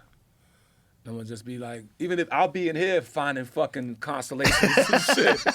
You see what I mean? Yeah. Or Kung Fu. I'm doing Kung Fu. Those sounds like two good things. Yeah, I'm not knocking them, but it's definitely with my schedule. It doesn't. Yeah, it doesn't, fit in. in. But that's the thing, is like, what is life? Is life about schedule, or is life about enjoying moments? And I think there's something to be said for enjoying moments, and there's certain things that will help enhance moments. And I think that's where cannabis comes into play. I think the problem with it is the problem with anything that human beings abuse, whether it's soda, chocolate, whatever, alcohol, food. People abuse things. They go too far with it. You don't use it correctly. And I think it's also part of the problem with it being illegal. One of the things about alcohol being legal is we understand what a dose is. If I give you a shot of tequila and we both clink glasses and we do a shot, we understand the dose. That is one shot of tequila. Right. It's not confusing. Whereas we all know weed, you get a hold of some of Snoop's weed, or some people are just, they're dealing with botanists that are on another planet, man. Let me say one thing about Snoop's weed one day, bro. When I was smoking, I did an interview with him. And that's when he had that GNC. He had the G. He had some network that he had. And we was talking about my movie. And then I was going, everything was fine. Like, then, he's rolling it. He was talking. Then he lit that motherfucker up and passed that shit, bro. I hit that shit, hit it back, hit it again. I'm getting the fuck out of here. I was gone. Yeah, that's Joey Diaz weed too. Man. Joey Diaz got that same kind of weed. I've given it to some people, and I'm like, careful, that's Joey Diaz weed, and they get scared, like, oh Jesus. Yeah, you got to go home and get a pillow ready, because that shit is gonna fucking. And he could do it all day. Like that's what's crazy. Him and Method Man, And I'll give Burna Boy in that category as well. Those are the three most people that I've seen very weed tolerant. Like they could be on the third one, and then you hit it, and you're like, what the fuck, yo? How the fuck are y'all all going like that? Going all day long. Yeah. When Snoop was in here, he just kept rolling blunts, and I was like, "How are you still awake? How do you function?" But they're so accustomed to it Right. that their tolerance is so high, and that feeling of just being in the cloud all the Right. time, they're fine with it. Did you find that other quote? There's multiple quotes. He had an essay, so It was something about ideas being available that aren't. That was the big quote. yeah, it didn't say understand himself. It doesn't say that in here. That's okay. I feel No worries. I should have had it ready. But the point is, it's like, it's a tool. And you could use any tool correctly, or you could use it and abuse it incorrectly. So what's your frequency of smoking? Like, you smoke once a day, once a week? I just wish it was legal. If it was legal, then people It is could legal in many places, isn't it? Yeah, but it's not federally legal. It's just got changed to Schedule 3. So Schedule 3 is the same as Tylenol with codeine. So what does that mean? It means that you have to get a prescription for it? So it doesn't carry the same. The crazy thing is, it's completely legal in California, and it's generating tax revenue. It's completely Right. legal in Colorado, generating tax revenue. And then people always want to point to the negative aspects of it, but like, you could have negative aspects with everything else that's legal too. Think about how many people die from obesity every year, obesity-related diseases. Let's Right. put that into Perplexity. Put that into our AI sponsor. How many people die because of obesity-related diseases every year? So you're saying... So should we regulate food? Should we regulate the amount of food that people are able to consume? Should we stop people? Should we make cake and ring dings and ho-ho? Should we make that shit illegal? No. You have to have some personal responsibility and some self-control and an understanding of like what the ramifications are. What are the dangers of overeating or eating the wrong kinds of food? That's the same with cannabis, the same with alcohol. If you think that alcohol should be illegal, well, people are going to drink it, and then you're just going to empower organized crime like Right. they did during the Prohibition. Okay, how about this? World Health Organization reports that at least 2.8 million people die each year as a result of being overweight or obese. That's fucking crazy. That's crazy, bro. Globally, it's 3 to 5 million people a year. Wait, so where's the 2.8 at? That's here? I don't know. No, here's U.S. Okay, down this here. okay. U.S. is here. So Where we at? U.S. Let me see US, it's yeah. 280,000 to 325,000 per year. They knocked out opioids. Knocked it out of the park. So we're all worried about opioids, and no one's worried about pizza. Hey, But that doesn't mean that pizza should be illegal. yeah, you and that's gotta the get thing. it, especially New York pizza, bro. That's the best pizza. Best you gotta pizza, get. Connecticut, New Haven. Look, you just have to have an understanding of what to do and not to do. You know, don't eat pizza 24 hours a day every day. You'll die, right? Right. Don't eat Wasn't a there- pound of salt. You eat a pound Right. of salt, you'll be dead. Wasn't there a documentary with a guy? I'm not talking. Supersize me. Yeah, that guy. Yeah. What was he eating every day? He's eating McDonald's. Yeah, all day, every day for every meal. And that was like 30 days before like the Grim Reaper started knocking at the door. Yeah, he wasn't doing well. He had all sorts of liver problems. Didn't McDonald's just release some subscription where you get it's like $52 a month and you could eat as much as you want? Holy I think they just shit. did that today. What's that look, Jerry? What's that face? That doesn't make any sense. I know, it doesn't make any sense. $52. I think they just did that today. I saw it on my Google News alert this morning. Did that make sense? No, it doesn't make sense unless they're limiting the amount of meals that you can have in a day. But if you have a subscription, say if you have a McDonald's subscription and it's $52 a month and that's all you eat, you could live off of $52 a month easy. Well, not according to that documentary. No. That's 2 months. You out of here. Well, what if you only ate their salads and you only ate their beef patties without any bread? So You'd probably be better be off. better off. Okay. Probably be okay. But even their beef probably has like fillers in it and shit. I'm still living a vegan lifestyle. Still? Yeah. Yeah? Yeah. What do you get mostly for your protein? Mostly beans. I probably do consume a little bit too much soy, I think, because I do eat tofu. Shout out to our friend CK. Hey, in the building. Oh, yeah, Yeah. he bought in. Yeah. I can't wait to eat some of Wu-Chow. That place Wu-Chow. rules. Yes, he bought us lunch, which we will Rules. eat after we finish this. Phenomenal Chinese restaurant here in Austin. Phenomenal. You know what he got that I realized? What? He has those Sichuan peppers. Oh, yeah. That shit is crack, They bro. kick. Yeah, they kick. They make my bald head sweat. Yes, no, I start dripping. Yeah, dripping down to my eyebrows. Exactly. I'm sorry, what were we looking up again, Jamie? It's McDonald's Unlimited plan. Oh, yeah. I think Did you it's find made it? Up. Is it fake? Well, I'm just the only places that it pops up are there's one Instagram post. It was in my Google News feed.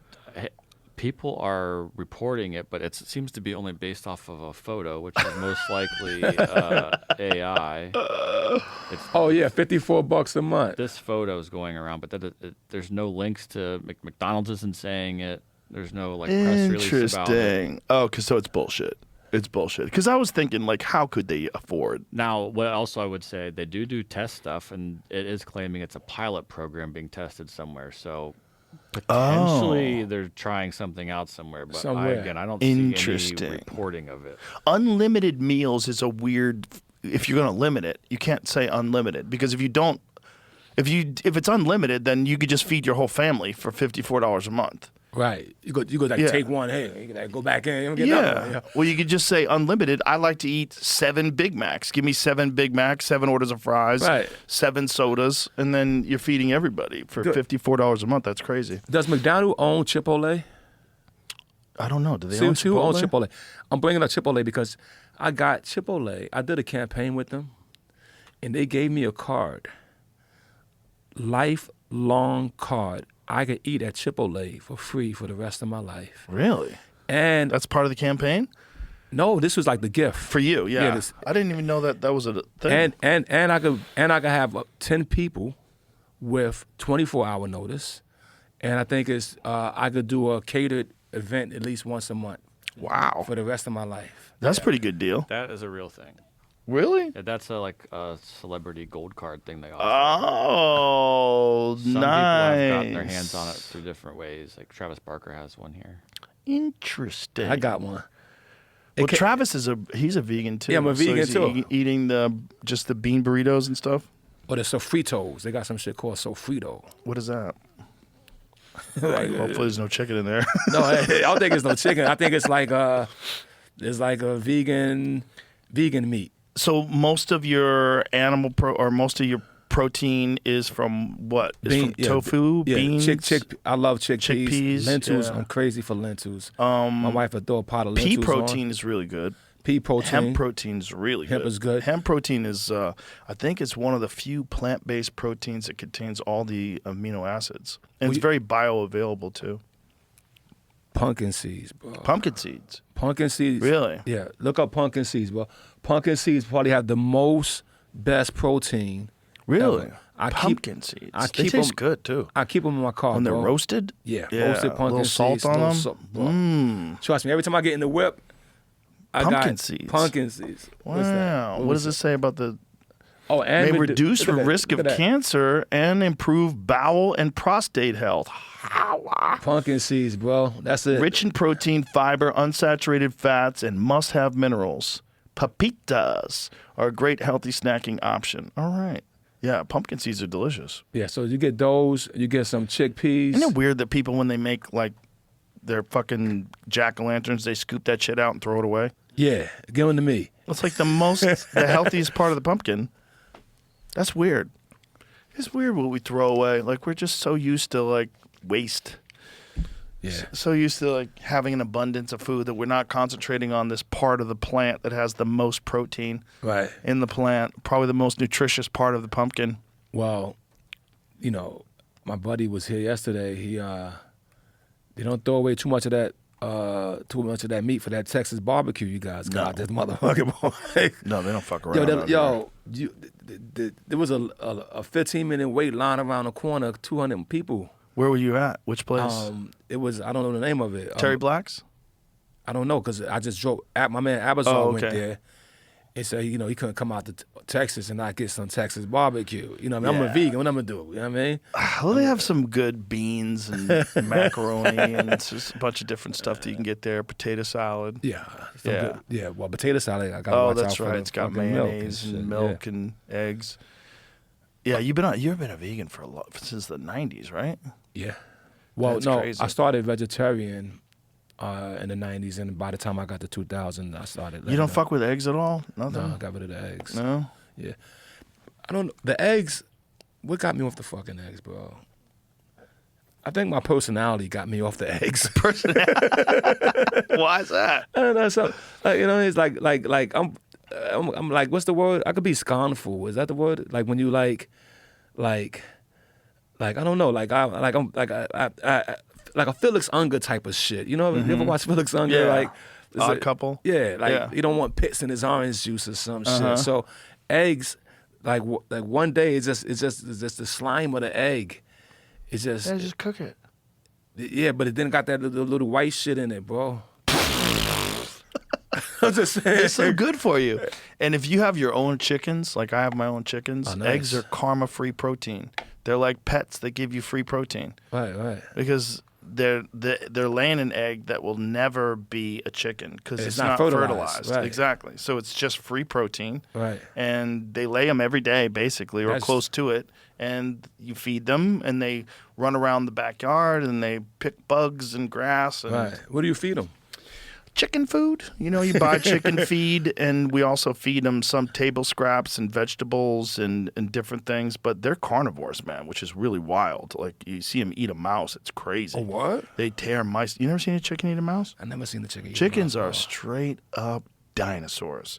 There's Mm. some great videos of chickens around a cat, and a cat's playing with the mouse, and the chicken just runs up on the cat and steals the mouse from him and tears it apart. I didn't see that, yo. I fed a chicken that one chicken stole the mouse, but so this is what happened. So in my house in California, we used to have a wrought iron fence, and we replaced it with a glass fence. Unfortunately, hawks couldn't tell that it was a glass fence, and we lost a few hawks. And they Boom. slammed into it head first and got KO'd, and some of them died. We lost like 2 hawks died. It was really sad. But one of them survived, and my family...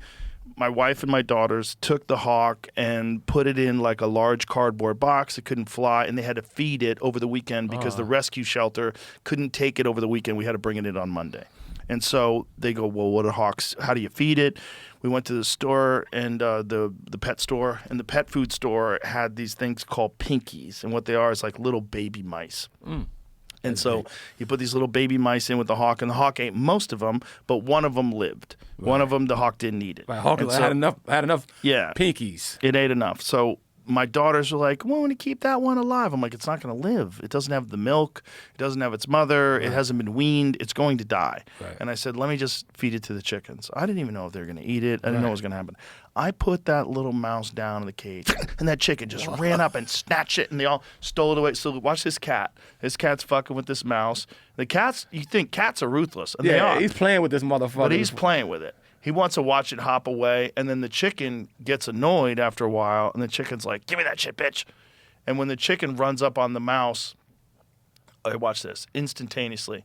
As soon as the chicken realizes this, look, Fuck outta here. give me that shit, bitch, and just starts tearing Holy it apart. shit. Chickens aren't into playing with things at all. They just rip Nah, it to that's it. shreds. This is dinner. Yeah, You just playing shaking with the it food. and I'm mangling outta it. here. With Well, a they cat. were all chasing each other around the chicken coop where this one chicken had the mouse in its mouth, and they were all trying to steal it from her mouth.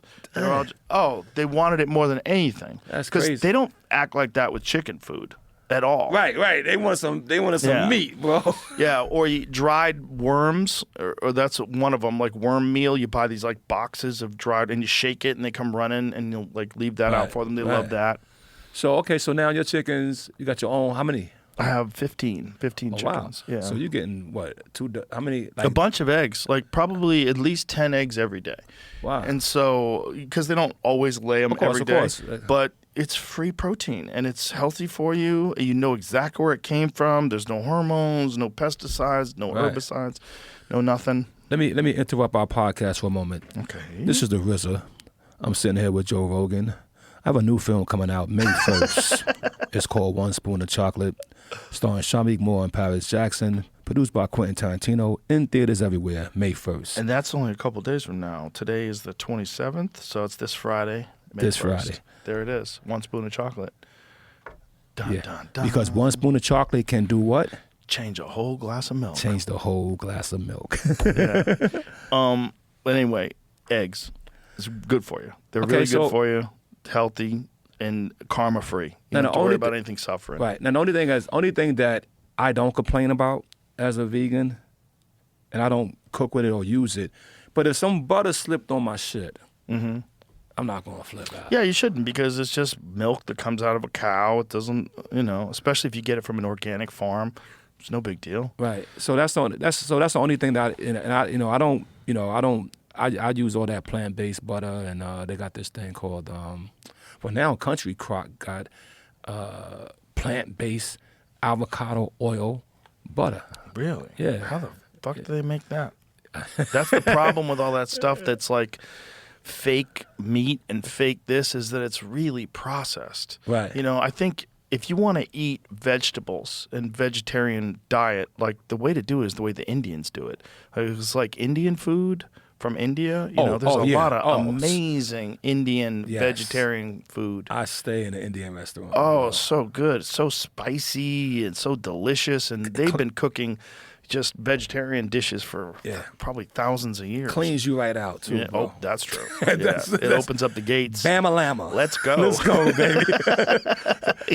Don't have a flight. Yeah, exactly. If you do, get a seat in the back. Yeah, yeah. Yeah, there was a place that I used to live near my old house in California that was in an Indian neighborhood, and there was this Indian restaurant. It was like a cafeteria style where you just go and I didn't even know what the fuck the names of these things were. They had photos of whatever it was, Right, you want that- but it was that. all in Indian, Right. and I would just point it. And it was everyone who ate there was Indian. Right. It was very few regular. No white people, no Wait, African Americans. It was all Indians. Where's that? Wait, I feel like I might have fucking been In the there, valley. bro. In the It's in the valley. valley. Yeah. And it's not a restaurant. No, it's like a store, Yeah, and in the I've back of been the there, store, bro. you've been to that place. Yeah, and you could buy some fucking spices of your own. Yes, yes. God, I wish I remember the name of the place because the spices were awesome too.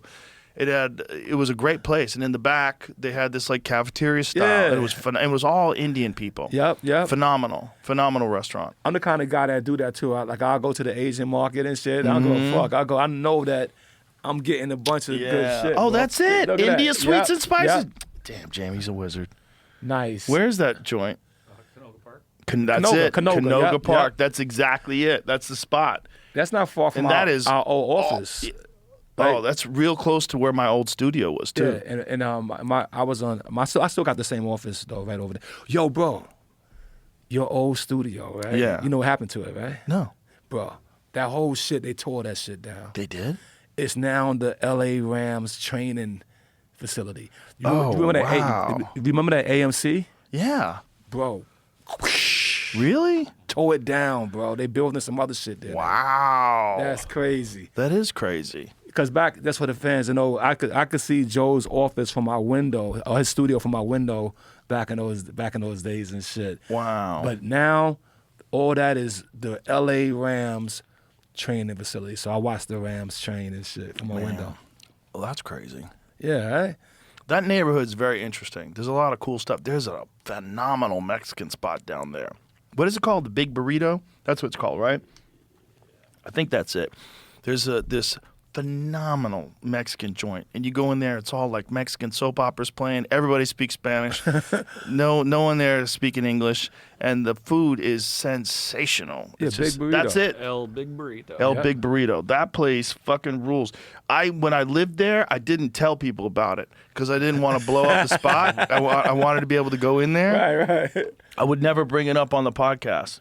And they've reached out to me thanking me because we brought it up a few times. But that place fucking rules. You want to get like a legit burrito, legit quesadilla, Right. legit tacos, like lengua tacos, like cow tongue. I know you Right. don't eat meat, but if you did, and even their bean burritos are fucking phenomenal. It's just like real legit spicy Mexican food. Well, to me, it's all about the sauce. If you got good salsa, you know what I mean? Yeah. Oh, that place is so good. I mean, there's those places that you find in LA. They're real hard to find in Texas. Texas, you get a lot of Tex-Mex, whereas in LA you get straight Mexican, like Let's real talk about that for a moment, because I actually thought about that. Because New York, I mean, now it's okay, but New York, for years, bro, we didn't have good Mexican food, bro. They do now? Yeah, because now it's been some more brothers came in, and there's some pocket communities. Mm-hmm. But trust me, in New York, bro, for years I thought I was eating Mexican food until I went to California. Yeah. Then I was like, okay, now San Diego has some of the absolute best Mexican San food Diego in the is world. great. But I find Texas and New Mexico, like I find this part of the country as well having a lot of good flavors. But I'm interested, how do you, like, if you were to say from your travels, the best Mexican food, is it California? Is it the Midwest? What would you say? Well, there's really good Mexican food in Texas, but you got to seek it out. Whereas there's a lot of Tex-Mex here, which is also really good, but you could tell it's not straight Mexican. You know what I mean? It's Right. like a fusion. Right. And in California, you don't have any of that. In California, it's just real. Mexican. And there's so many great Mexican restaurants in right, California. right. San Diego is filled with them, but LA's filled with them too. But it's spots like that, like the Big Burrito, Right. where you go to a place like that, and you walk in, you're like, oh my God, I'm home. Because it's like the smells, and then you see the Spanish soap operas playing. You're like, Right, oh, right. Yeah, okay, this is real. this is legit. Yeah, I was driving down the street last night and shit, and I just found this really funny, right? So I'm driving down the street. I mean, I'm not driving. Personally, I don't drive, but my car. You don't drive at all? No, I don't drive. I haven't Really? drove since 2012. I haven't driven a car. How come? I let it go. You know what happened, bro? What happened? I was in China. You don't want to drive in China.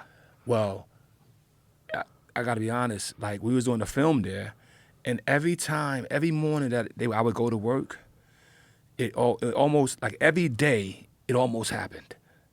Like, it almost, like, that Almost car accident. Yeah, every day, bro. Yeah, that's what I'm saying. So, and even like when my brother Russell Crowe, like, we'll get to set in the morning, I love that dude. and he'll say the same thing, like, yo, Bobby, like, phew.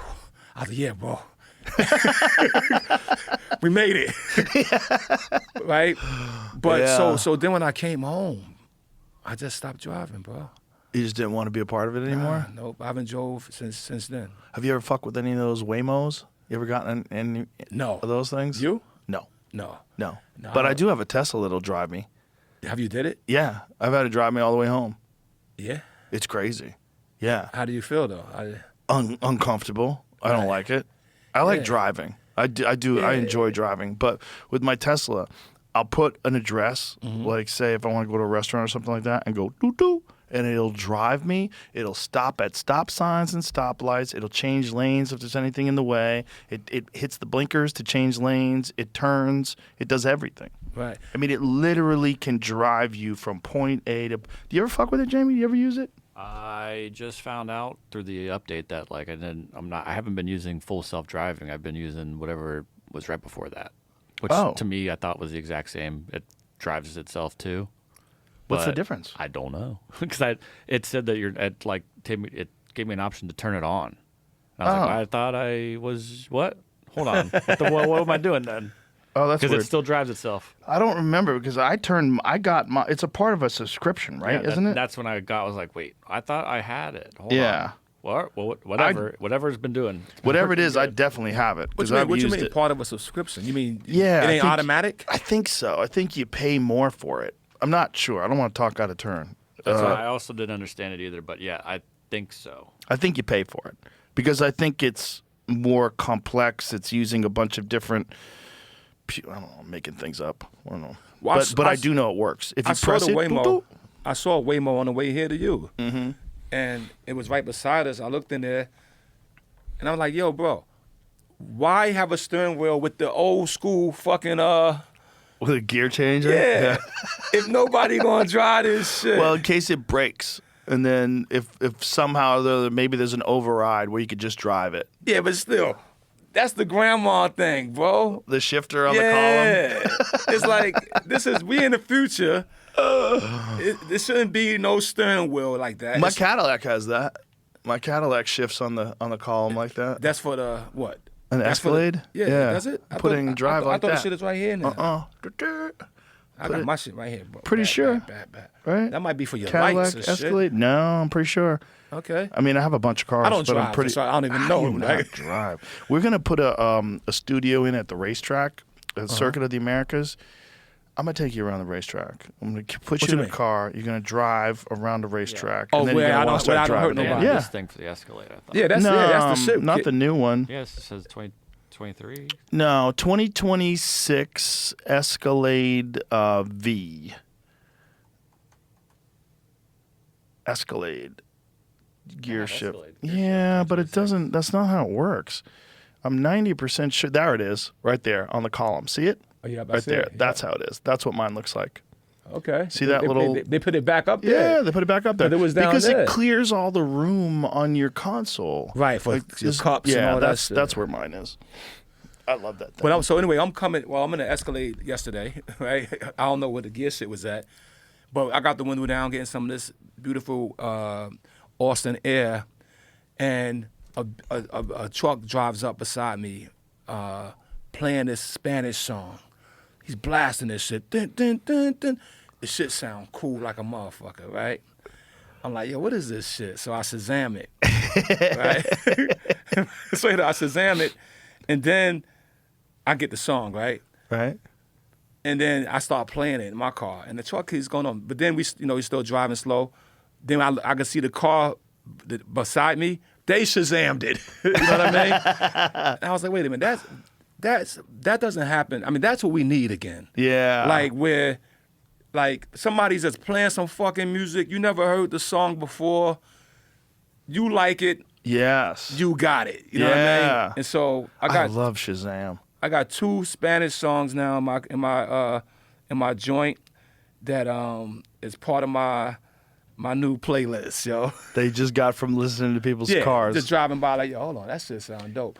Yo, Yeah, that's a new thing, right? Because we don't have radio as much anymore. There's not a lot of people listening to the radio. A lot of times you're getting new songs. Like, oftentimes, like I'll be at dinner someplace and they'll be playing music. I'll go, oh, what is this? Right. And I'll put my phone up in the air and try to catch it. Right. You know? That's dope. That's one of the greatest things about technology to me because is that ability to know. Mm-hmm. You know, like you can know now if you want to know. You don't gotta wait to know. You can like, you know what, motherfucker? Like every time you get a thought here that we not too sure about, he could hit that button Exactly. and give us a reference now. I know. Sometimes we leave a podcast and I'm like, maybe we should have looked that one up because it turns out that shit's not true. Well, I have beaten Google a few times now. You've won? You beat Yeah. Google? I beat 'em. Well, Google's a little deceptive, I think. But if you use AI, like we use Perplexity, it searches for the whole internet. Right. It doesn't just, use whatever Google. The problem with Google, it's not that it's a problem, but these are curated searches. So here's a perfect example. Say if you want to find a Mexican restaurant, right? And you use Google. What Google's going to do is some people are paying so that their restaurant Right, gets to the pops up top first, of the right. search list. That's a little bit of a problem. Right. Because that might not be the best restaurant. That might Right. just be a restaurant that paid Google. Whereas if you go to like Perplexity and say, in terms of like restaurant critics, what is the favorite authentic Mexican restaurant in Austin? And it'll tell you. Right. It'll say these people believe that this is it, and there's no curation yet. Right. I mean, my wife is actually. We were talking about this today.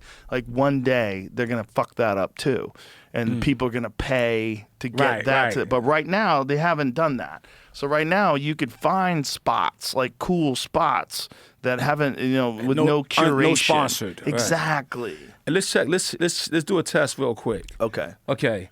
So there's 196,940,000 square miles on the planet, right? Whoa. There's 63,360 inches, right? In a mile, because it's 5,280 feet in a mile. So I'm gonna start over. There's 196,940,000 square miles on In the planet. country. In the planet. On the planet? On the planet. On the planet. Okay. Okay. For 1 mile, there's 5,280 feet. Right? Okay.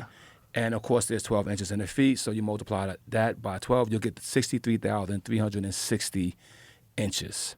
I want Perplexity to tell me how many square inches on the planet. Ooh. Let's see what you get. Boy, that number's got to be bananas. That I guarantee you we're going to look at a long fucking number. Lot of zeros. That's a good question. That is a good question. Dun, dun, dun. Does it even have an answer? It's probably confused. He's like, hold on, what the fuck you talking about? You're It's perplexing like, me. what are you doing? We perplex perplexity. Yeah, okay, there. There you go. Okay. Answer correctly the first time I typed it in. 8 times 10 to the 17 square inches on Earth's surface.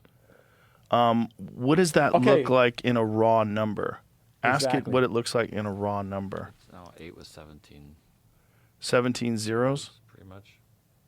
10 to the 17th? That's what that is? 17 zeros? So basically, it took the 63360 and they squared it, Uh-huh. and that's how they got to there. Wow. But it didn't give us no fucking a direct answer, right? Well, it did, but it did it with 10 to the 17. Okay, so let's do this now. Well, Type that out. Type Here. that number out and divide it by 4. Okay, let's see. Type it out. I'm going to see what this looks like. This must look bananas. Whoa! And now divide it by 4. Before you do that, can you ask it, how would you say that? That's what I was trying to figure it out. Like, it's not a trillion, no, it's not a quadrillion. Like, what is I that? think it is. It's a quintillion. Is it a quintillion? This is billion, right? Yeah. This is trillion. So it's A quadrillion? Wait, no. how say 15. just 15, sorry. just to ask it, how would you say that, please? How would you say that?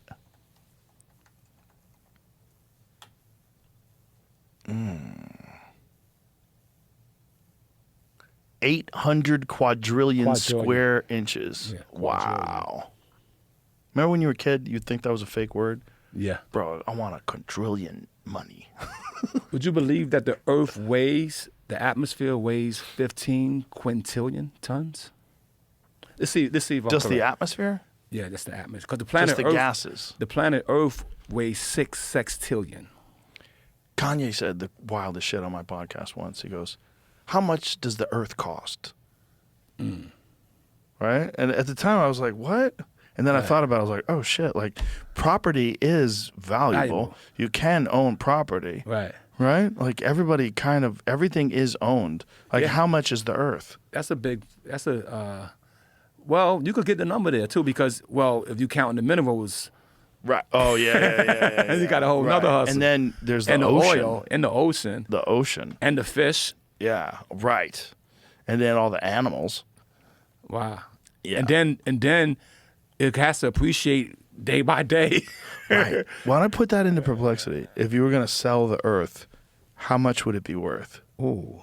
Including everything on it. That's a mind fucking half.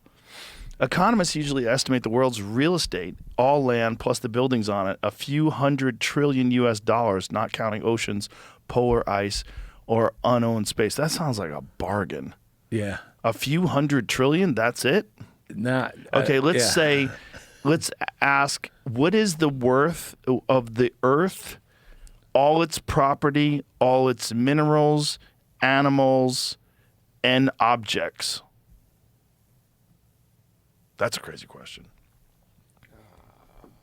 That's a crazy question. Yeah, it's a good one though. Yeah, everything on earth, every watch, every diamond ring, every hat, Like $1. every piece of art. Well, I mean, The question I typed in was property and land. So you Right. need to add What is the value animals to of it. everything on Earth? Every I like what you said it, though, bro. every electronic value of everything on Earth, including animals, minerals, property, and objects. Oh boy. I wonder how it's going to figure this out. I bet it will. It's going to look off of. It's going to freak out. what It's going to people blow a have written. gasket. It's not figuring it out. It's Yeah, just give you some. There's no precise number. Yeah. Oh, It's somewhere reading. in the quadrillions to sextillions of U.S. dollars, depending on what you count and how you value it. It says plausible attempts to add it up. Right. There's no single agreed upon price tag for everything on Earth, but this is the answer to Kanye's question. But you know what, though? Now, look, no, hold on. We just learned something there. It said quadrillion to what? Sextillions. Now, ask, how much does the planet Earth weigh? Yeah, that's why. I mean, I already did that, but we've passed it before I could show you. Atmosphere weighs quintillion. 12 quintillion pounds Yeah. in total. Yeah. I said 15, so I was off. Okay, I forgot that number. But ask, how much does the planet Earth weigh? Whoa. How much does the entire Earth weigh?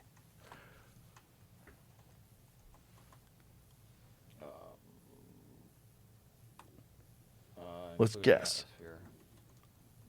It might not. But no, don't do the atmosphere. We're just trying to get the value. I want to see if it gives you. I mean, the atmosphere should already be included, right? That's why I think it won't include it.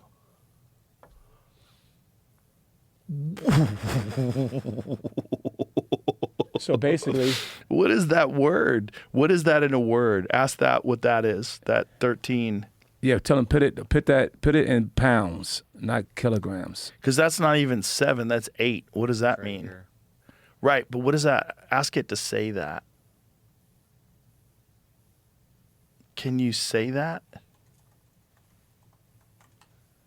Yeah. What does it mean? Well, how do you say it? Septillion. 13 septillion pounds. That doesn't sound as impressive. No, No. it doesn't. It sounds like a couple lizards. But on there. I believe it's wrong, bro. Why? Because when you take the square miles, the circumference, right, and you Right. multiply there's a formula to get that weight. Right. It doesn't come out to that. What does it come out to? 6 sextillion. 6 followed by 21 zeros. This was more. This was 3 more zeros on top of that. Yeah, but it sounds good. But if you take the formula of a sphere of the Right. mass, like this number is closer. But does it take into account the density of the inner Earth?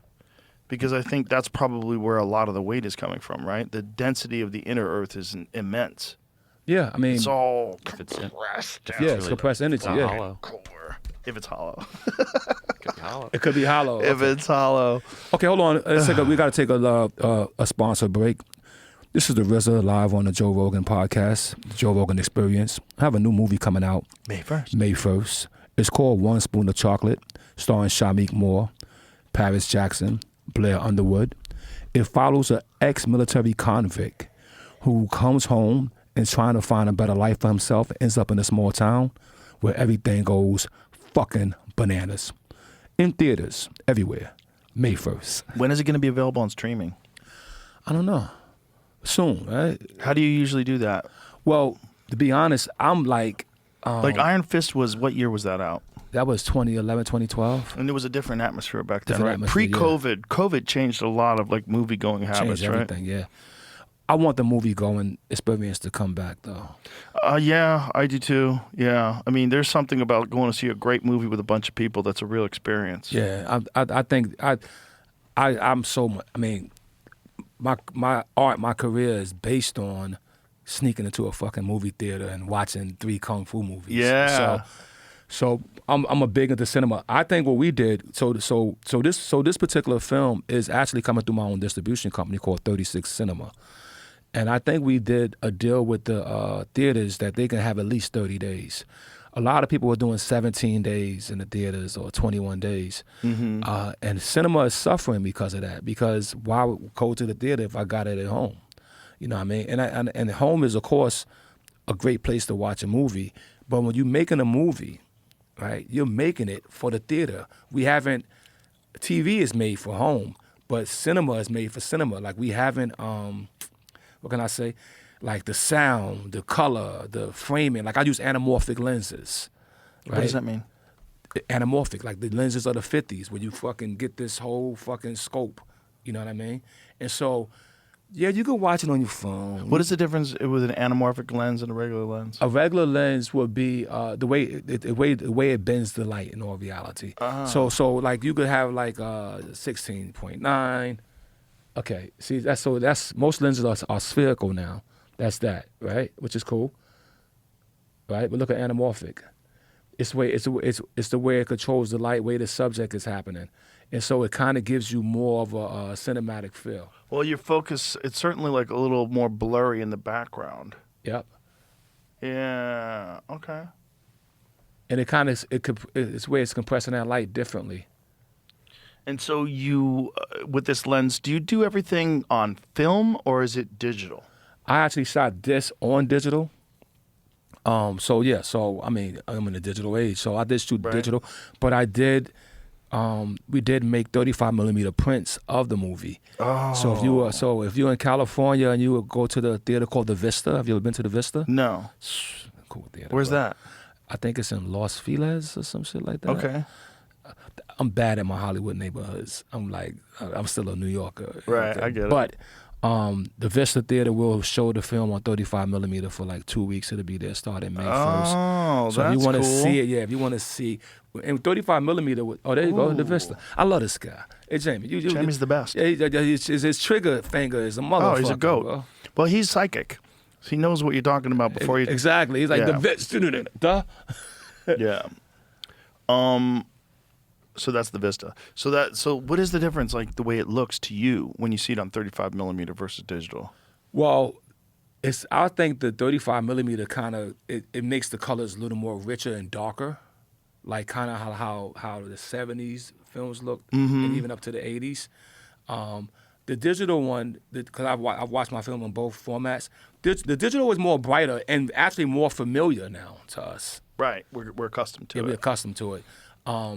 But when I played it on April 22nd, I had in fact, I want to talk about that a little bit, if you don't mind. But on April 22nd, we had our premiere in California on 35 millimeter. And it was my first time seeing it on 35 millimeter. I mean, and it felt very nostalgic. I felt like I was back. It felt like a movie only. Like, I mean, not like a movie and a TV show or a movie. It felt only like a movie, only a movie experience. The flickering. When you're doing 35 millimeter, you need a real camera. Right. And so the light is going from this camera, from this one. Then they got to switch the reel from this, and it's like it's a certain thing that's happening, a certain pacing, a certain granular thing that's happening. That for me, for my film, it felt almost like an honor to watch it like that. Oh, that's cool. I want to make a. So check this out, bro. So we talked about this last time I was here, but April 22nd, right? That was the day that I was acquitted from a crime and started my life over. I was facing 8 years. April 22nd, that's back in 1992. Okay? As you can see, a year later, I'm a platinum producer. But before that, I was heading to hell. April 22nd, serendipitously, is the day that my film premieres on 35 millimeter at the Vista Theater in Hollywood, Wow. April 22nd. But you've seen the opening of the film as well. So when my character gets out of jail, he marks on the calendar the day he gets out, April 22nd. It's special, bro. This is a special film. It's special. It's for my life. I'm saying for me, it's like that's cool. And it was my buddy Chavo from System of a Down birthday. We actually celebrate April 22nd every year because it wasn't my birthday, but it was the birth of the RZA, because before that I was known as Prince Rakeem. But after that, acquitting and my mother telling me, you know, you got a second chance, I was like, exit Prince Rakeem, enter the RZA. Nice. That's amazing. Yeah. So when you were talking about the streaming thing, so is that something that's negotiated beforehand? Like it'll be in the theaters for X amount of time? Or do you, once it's in the theater, do you then, like depending on how well it does in the theater, is that how you negotiate a streaming deal? Or how does that work? No, it works. No, it works. It's usually negotiated ahead of time. Okay. And the streamers kind of dictate what's going to happen. So since we had this on our own company, we had a chance to make the rules ourselves. So I didn't make a streaming deal, but I made the theatrical deal first, and I gave the theaters 30 days first. And so now my streamer, my streaming distribution, which is Samuel Goodwin. They would go and hope I pronounced that right, bro. I could fuck a word up sometimes. Yo, I think that's the right word. Okay, Yeah. okay. What up, Peter? I'm the wrong guy to ask, though. Yeah, I could fuck a word up. But anyway, so he'll solicit to streamers, but we wanted a 30-day cinema experience. And in the future, I'm gonna try for 45 days, bro. Remember when we was kids, bro, Star Wars was in the theaters 3 times before you had a chance to see it come home. Yeah. And what did you do? You went back to the theater. Yeah. Because the lights, the sound, the vibe of what you're creating. I make it for the theater. I got to be honest with you. I make film for the theater. When my other film came out during the pandemic, Cutthroat City, since there was a pandemic, you know, even though my contract said it should be in theaters, the pandemic of it kind of made it a force majeure, like maybe not in theaters.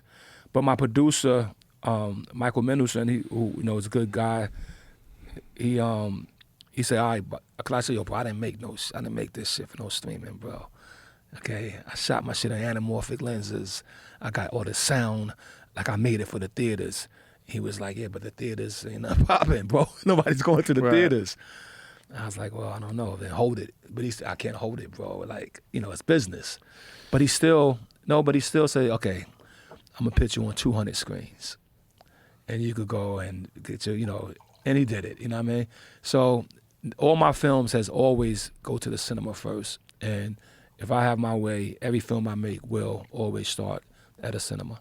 Have you ever tried using those? What's the Apple one, Jamie? Those Apple AR goggles? Apple Vision Pro. I heard watching movies on those is phenomenal. Yes. Okay. But you have to also design it for that too. Oh, really? Yeah, I mean, to get the full experience, because come on, you're going like this. And there's been some artists who have been able to create stuff for that. It's almost like, I won't say it's like the Sphere. Have you been to the Sphere? Yes, but only for a fight. Right. No. They had a UFC there. It was amazing. No, I love it there. But Darren Aronofsky did a movie made directly for the Sphere. In fact, there's another movie they're doing another movie right now that they showed me a clip of that's going to be made in the Sphere, and it's actually very sports based, and so it's crazy. And of course, The Wizard of Oz. I heard that's nuts. Yeah, I seen that there. You saw The Wizard of Oz? Yes. I heard there's all sorts of crazy new effects, and they added a bunch of stuff to the movie. It's amazing. Yeah. It's amazing, and it's fucking. But the Sphere is amazing anyway, right? It's an incredible This experience. is a new thing AMC has just shown recently and announced called Screen X. It's 270 degrees. It's going to surround the audience in some way.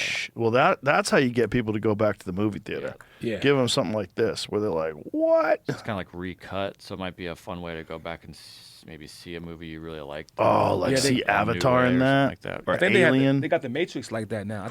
Yeah, that's that Cosm. That's kind of like Cosm, the Sphere okay. thing. Oh. This just sort of is announced. It's only in two cities right now. There's a place, I know there's a place in Dallas where they show UFC fights. Yeah, that's and Cosm. That's Cosm? Yeah, that's where that Matrix thing. That's nuts, man. I love that he got the answers. Bro. Yeah.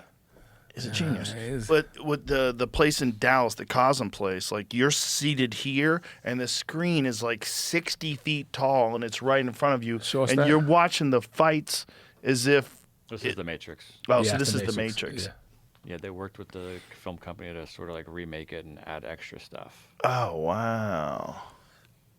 There's also a new screen I just saw. I think it's gonna be in Clearwater, Florida. It's gonna be the world's biggest screen. See if you can show. I'll show you the fight thing. Yeah, show me the fight scenes.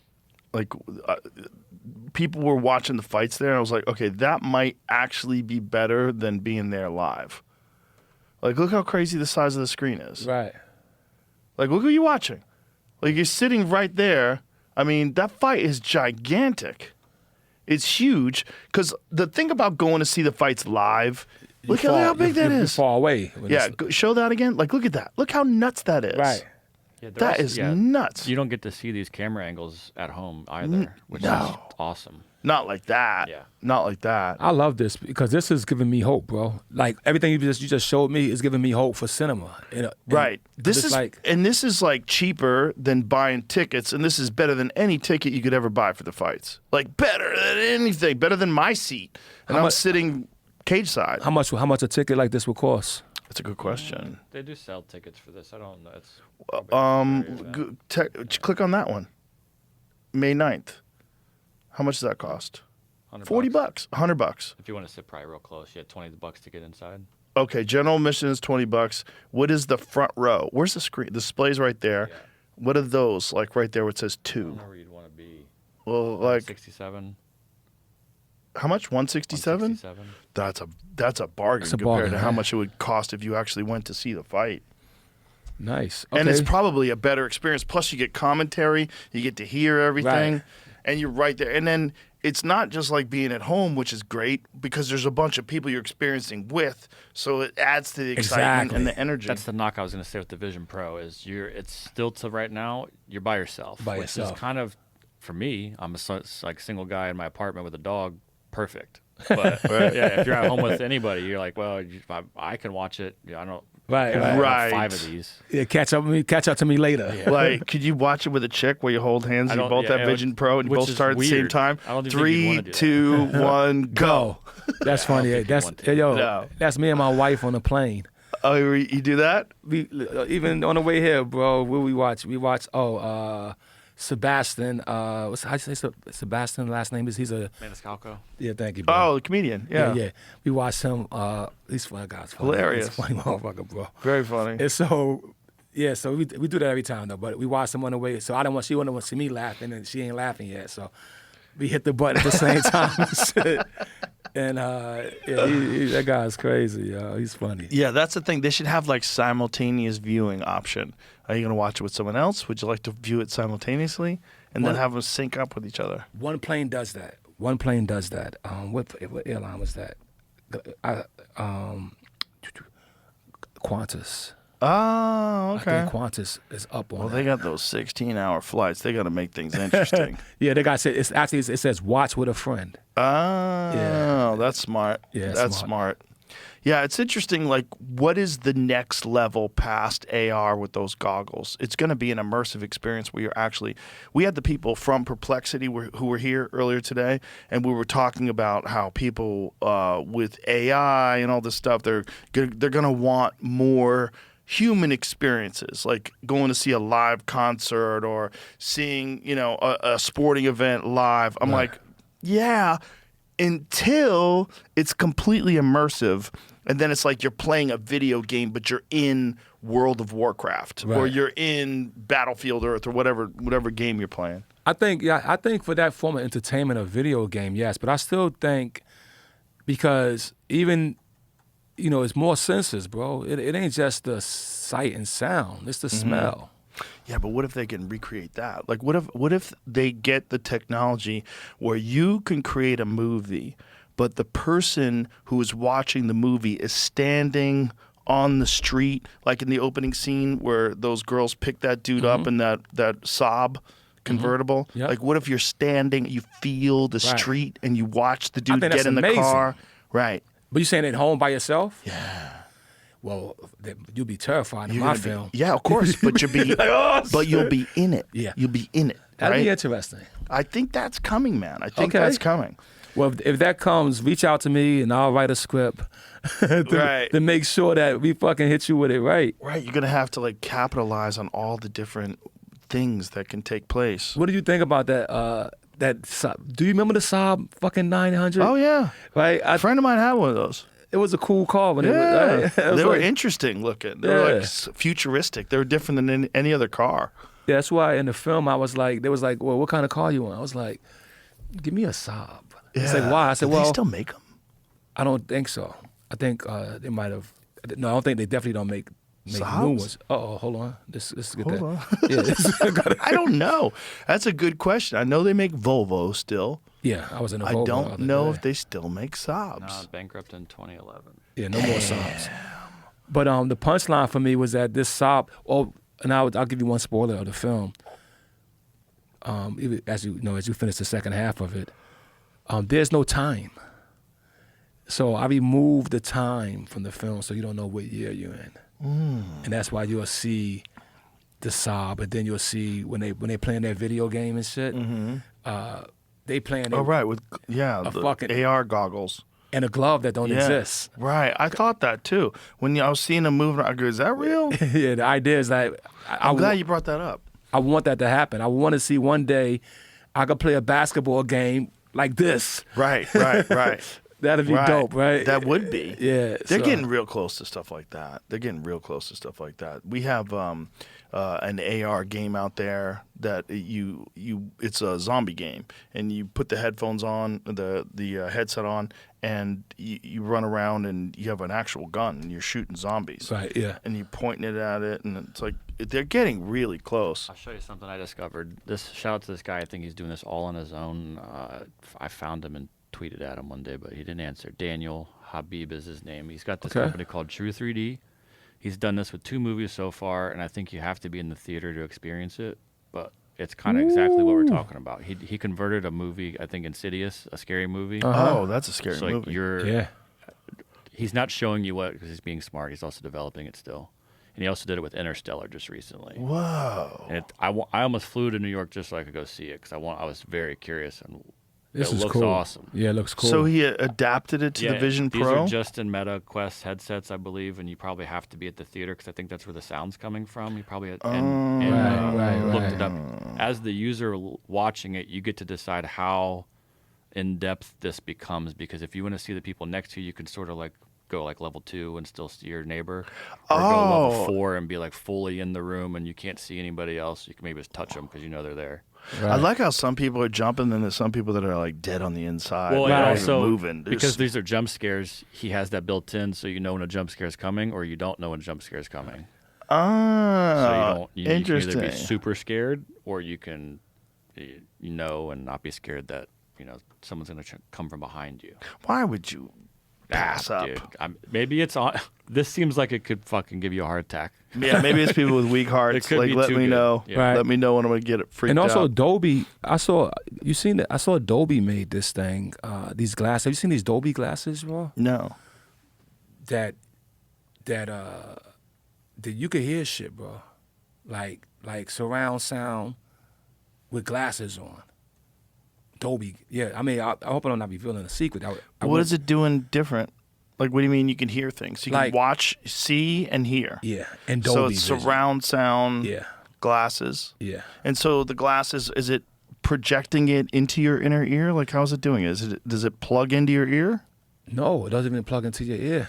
So it's one of those things that sits above the ear on the Yeah, outside, like like pressing against your skull. Yeah, they kind of. They have headphones like that, right? I've seen that. Yeah, I've seen some headphones that give you 12, Yeah. 12.1. They're like earbuds, and they don't go in your ear. They like sit on the skull. Yeah, see if you And can find it those makes the Dolby sound. those Dolby glasses. I don't know if I went to Dolby some months ago and they. Is this a spoiler alert? Did That's you why, let it? that's why I tell you. I said you can't edit this shit. Huh?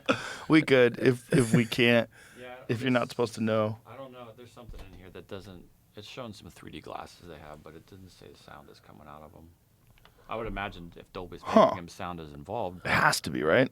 Yeah. Dolby Cinema. Oh, it's 3D. They're 3D glasses. I don't know. No, bro. Listen, I put them on, bro. You can hear shit. So did you put them on to watch a movie? Like, what did you put them on to watch? Yeah, I put them on like they had a whole demo room. I was looking at something, and it sounded like I was in the room with it sounded like I was in the movie theater, but I took the glasses off. Oh, look, It this is wasn't- what it is. So it's showing you everything in 3D. You need to have the glasses, I think, to get the test. Oh. And the sound is connected. So That's gonna, 2021. So this is 5 years old already. Again, this might not. So this is a vision, but what about this Dolby Atmos? Atmos is the sound. Yeah. Plus Dolby Vision HDR. 12.61. What year is that? And And say what that's 2024. Whoa. Oh, okay. That's different. That's for your that's for your home. That's having your system. But they got some shit with it. It's in the glasses, bro. Anyway. Well, we're in an interesting time when it comes to technology and all this Yeah. And entertainment. AR, VR stuff and Yeah. where it's going. I'm happy about it. Are you? Yeah, it's interesting. I mean, I know a lot of people are freaked out about AI. There's a lot of that. A lot of people are freaked out about AI music. A lot of people are freaked out about AI replacing actors and their ability to generate images and video. I believe AI to be a tool. I'm from the hip hop generation, right? So we sampling a record, and therefore it's a digital replication of the record. It's not the record, Right. right? And especially when we sampling at 16-bit or 12-bit or some bit that's not even where the computer or the AI or the chip has to fill in the pieces. This is why you get that sound you hear from hip hop. So I always embraced it, the technology. I also know that it's nothing like the real thing. You know, I put on even if I put on a piece of vinyl and put that needle on it and play it, because in my house I got all type of setups, right? But when we really want to have a good time, we just put on the fucking vinyl. And it sounds so much better, different, or It's got depth to it. Exactly. It crackles. Exactly. It's something else Yeah. there. So it's nothing like the real thing. But in between time, in the meantime, let's enjoy, like you said, if I could make you feel like you in Hawaii and you don't have to leave your house, Right. cool.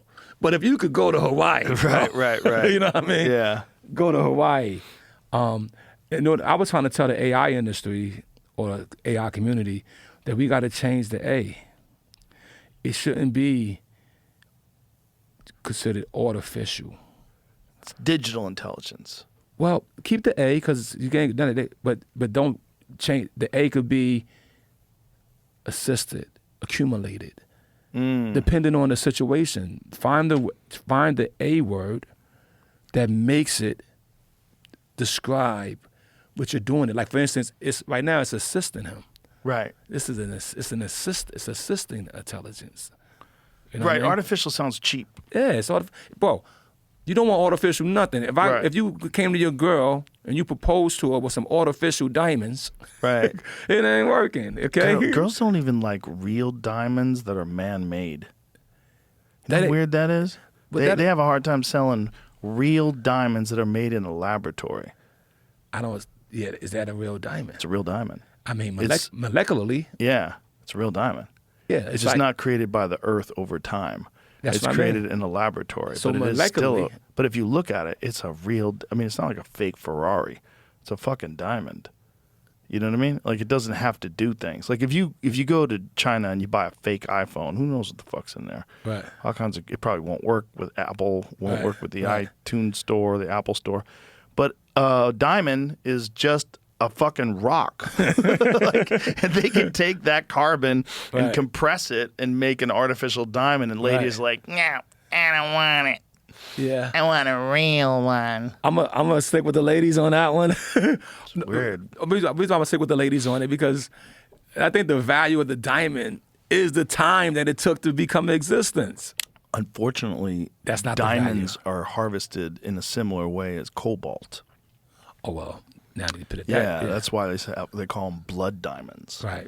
Yeah, so if you get a diamond from a lab, There's no blood. Yeah. It's just a I can respect machine that. that's compressing carbon, Yeah, I and can it looks respect that. beautiful. And I would, look, I can obviously respect I'm that. not a chick and I don't own any diamonds, but if I did, I'd want the lab diamond. I'm like, give me that dope shit that some Right. scientist figured out how to make. Basically, you'll go vegan on the diamonds. Yeah, because how big can they make them? How big can they make a lab-grown diamond? And how do they even tell? Like, how do you tell whether or not a diamond's a lab diamond? Like, is there a way that they can test them? Or is it just like provenance? Like, based on like it coming from De Beers or wherever. But if there's a way that they could test them, Bless then- you. Bless you. If there's a way that they could test them, then it's Not a real diamond. It's not real. Yeah. Right. Unless there's a way, maybe they're perfect in a way that doesn't exist in the diamond world. I don't know. I'm guessing. Completely guessing. Look at the size of that fucking rock. 75 carat. 70. The largest ever grown. Okay, so that's not a fake diamond, a real diamond made in a lab that's 75 carats. How much does that bitch cost? 42 carat diamond for $88,000. Is that real? Is that how much it costs? That's how much it costs? That's nothing. I wouldn't That- be buying it from this website, Oh. brillianceearth.com. Jamie, just give them your credit card. Don't worry about it. That's real. You could tell. Yeah, that might not be real. That one might not be real. But let's find out like what is a reputable site and how much is a reputable lab grown diamond. How much? How much does that cost? Largest faceted lab grown, $375,000.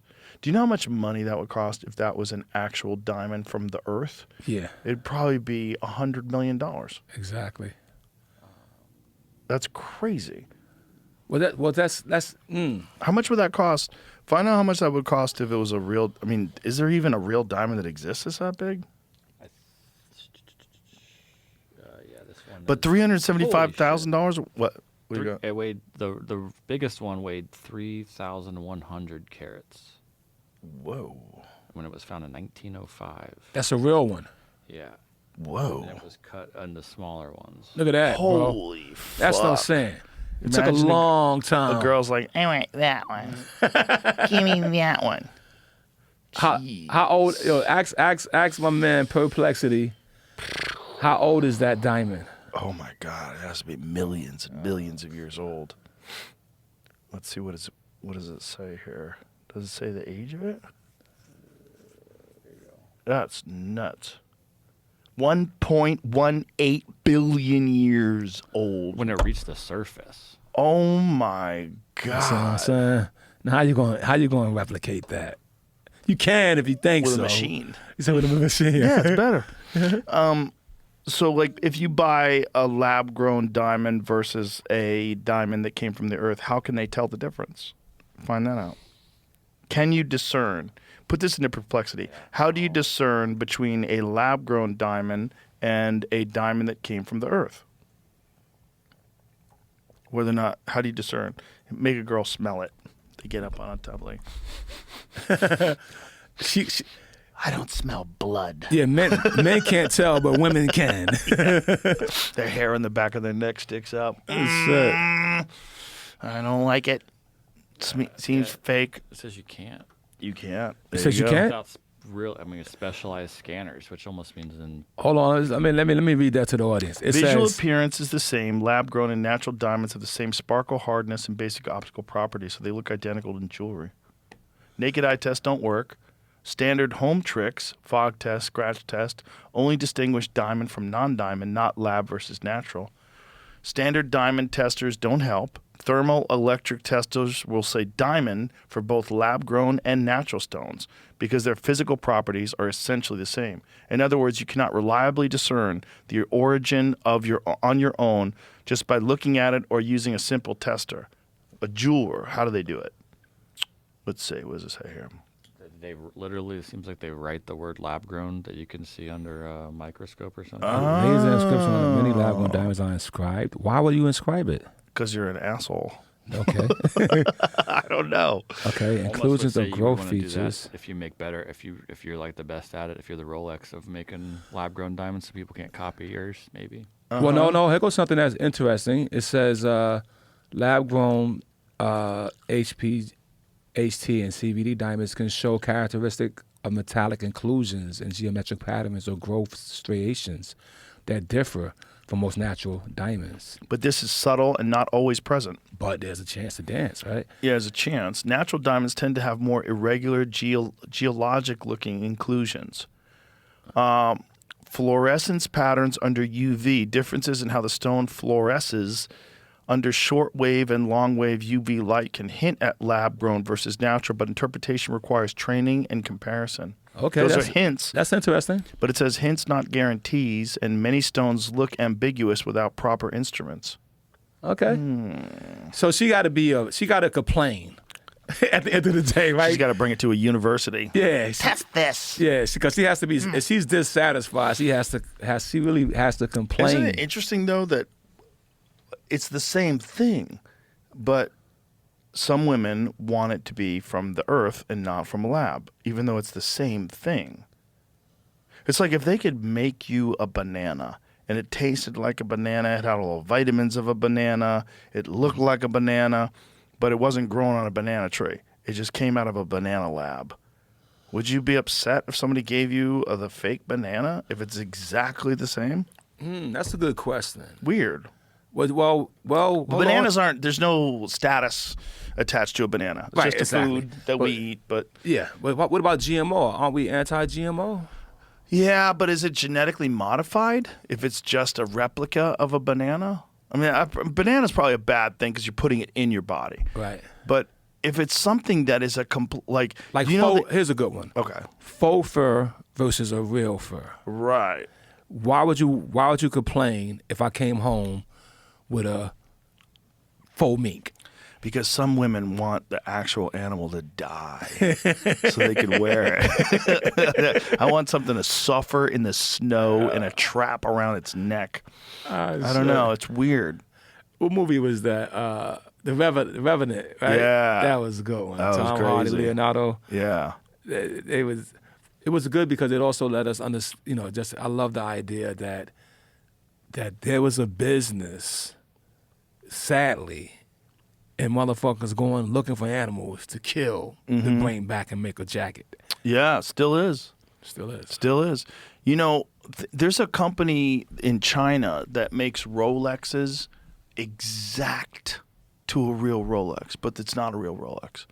They because of 3D printing now, and because of they can scan every individual part that a Rolex. So they buy a Rolex and then recreate exactly to the same type of steel that they use, the same quartz for the whatever the fuck is the term? Face, the bend. What is the term I'm looking for? The lens? It's not the lens. What is it called? Bezel?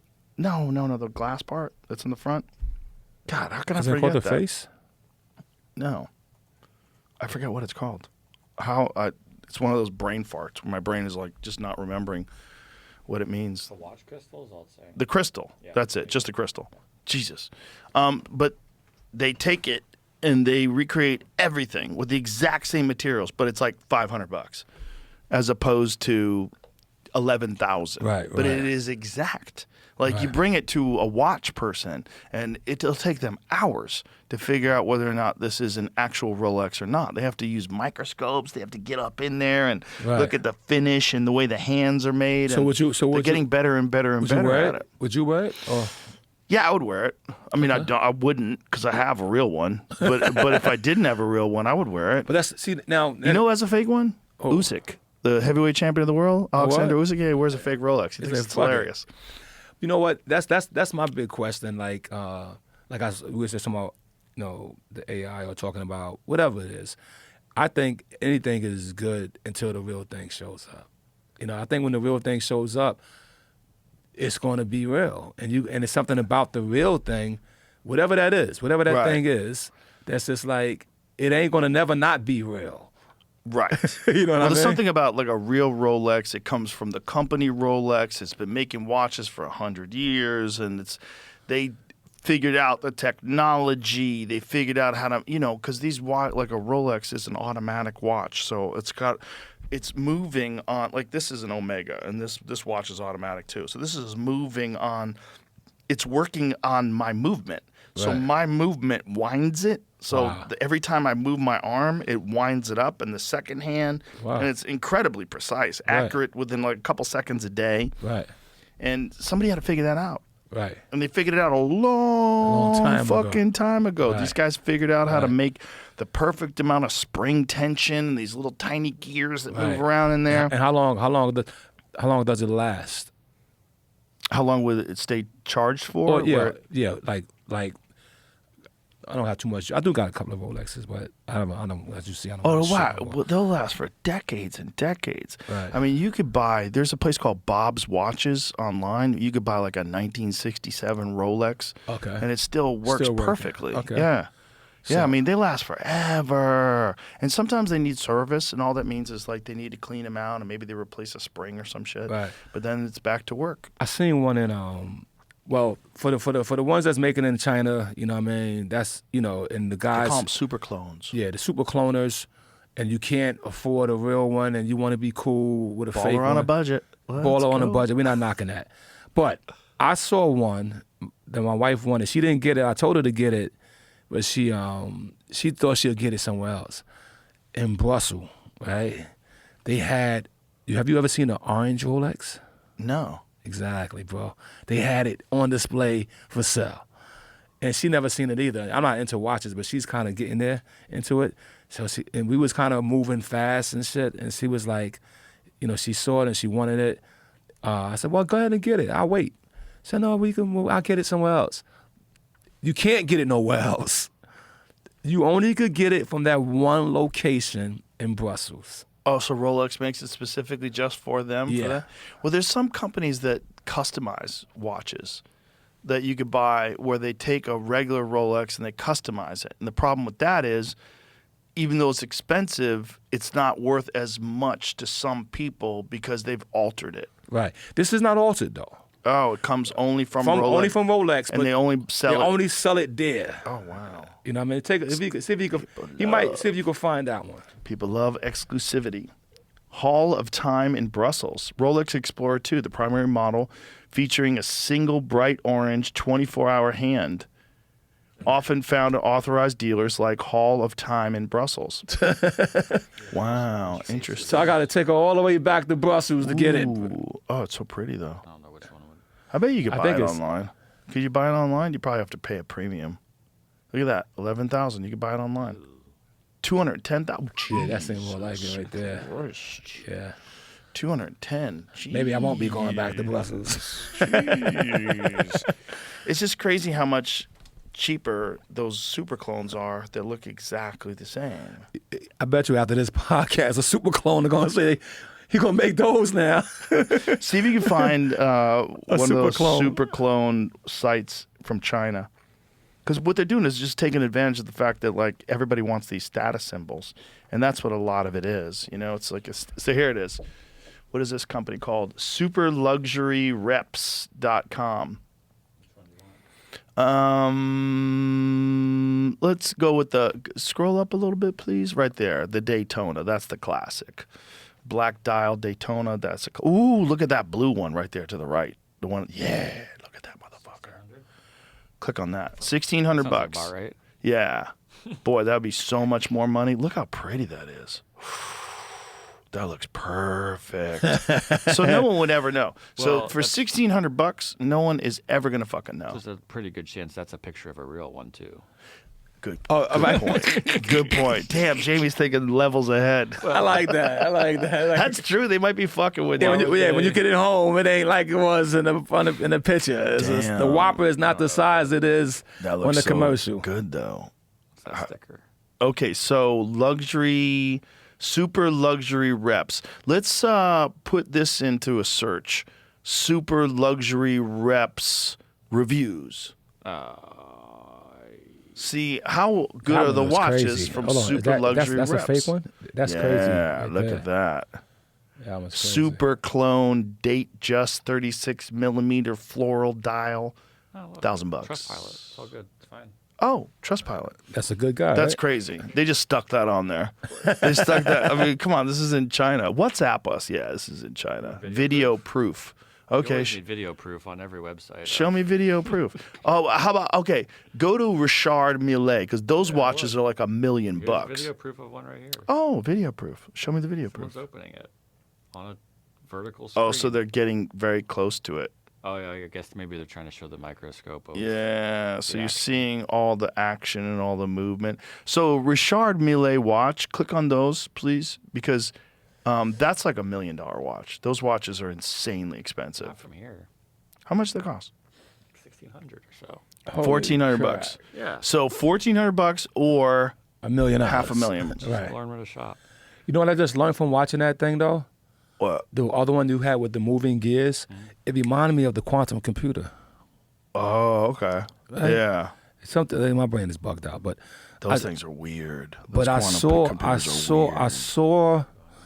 the science of a quantum computer there. Right, Shit. all that stuff moving. Yeah, because it takes all those gears. it takes that. Well, the quantum computers are so crazy because all that shit is all cooling, and the Right. actual computer is like the size of a Triscuit.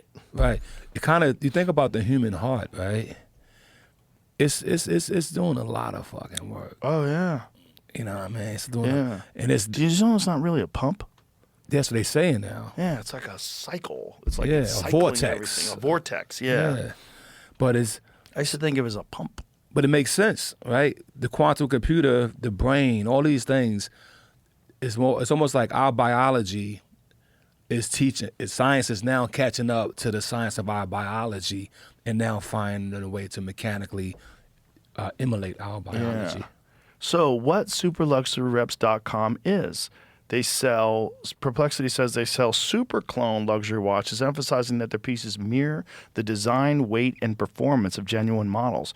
They present themselves as a premium alternative to cheap replicas, focusing on workmanship, durability. And we just did an ad for these people. We basically just gave them an ad. I guarantee you some Well, yeah, I mean, I fakers guess- are going to go there. You're not thinking you're buying the real thing here, and you shouldn't. That's Right. just the note.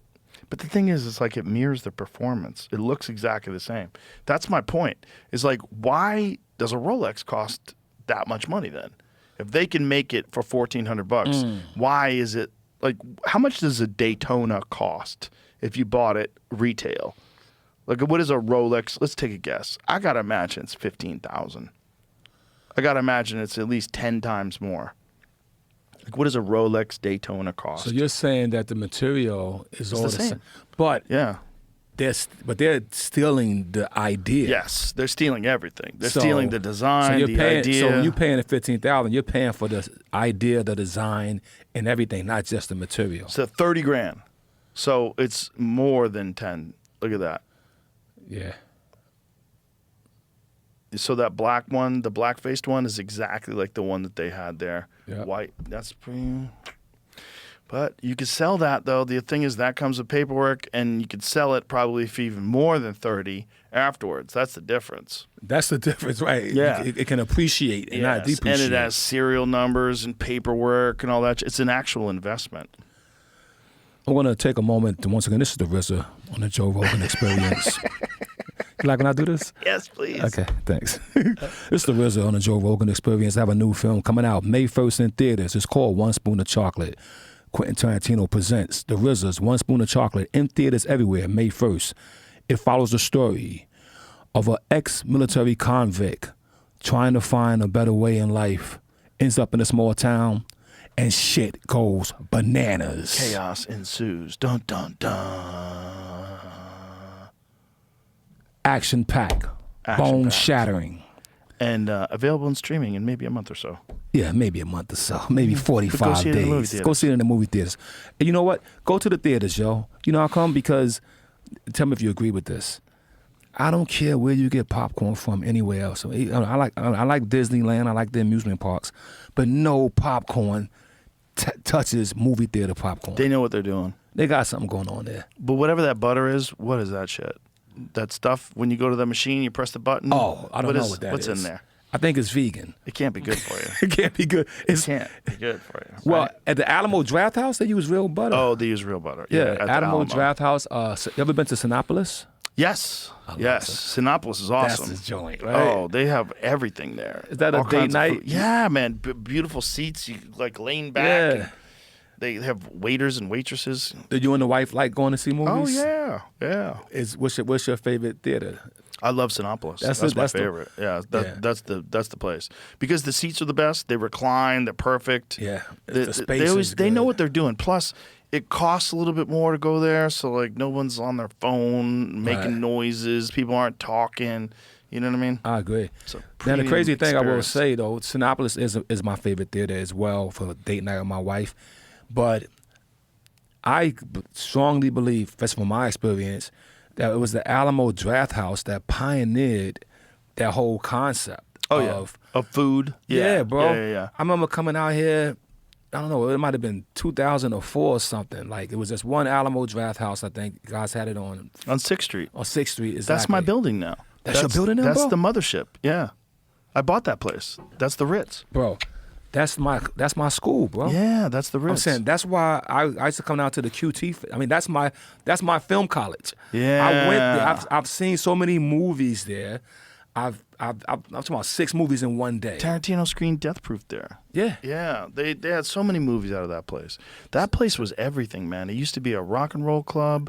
It was at one point in time it was a pool hall. Right. It's been a bunch of different things. Well, you own my college now. Yeah, it's a dope spot too. It's a perfect place, and we still have the original marquee because it's all the historical Right, society. right. So it's a building from 1927. You got fried pickles in there because We don't sell food. No, No, so- no food. No food. No, we're comedy club. There's food next door. There's a pizza joint on one side, there's a Mexican joint on the other side. There's plenty of food. You don't want to be eating while you're laughing.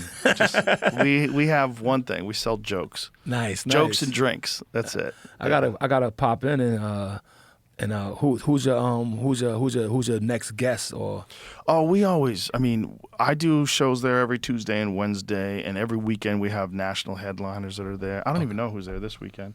Who's there this weekend, General?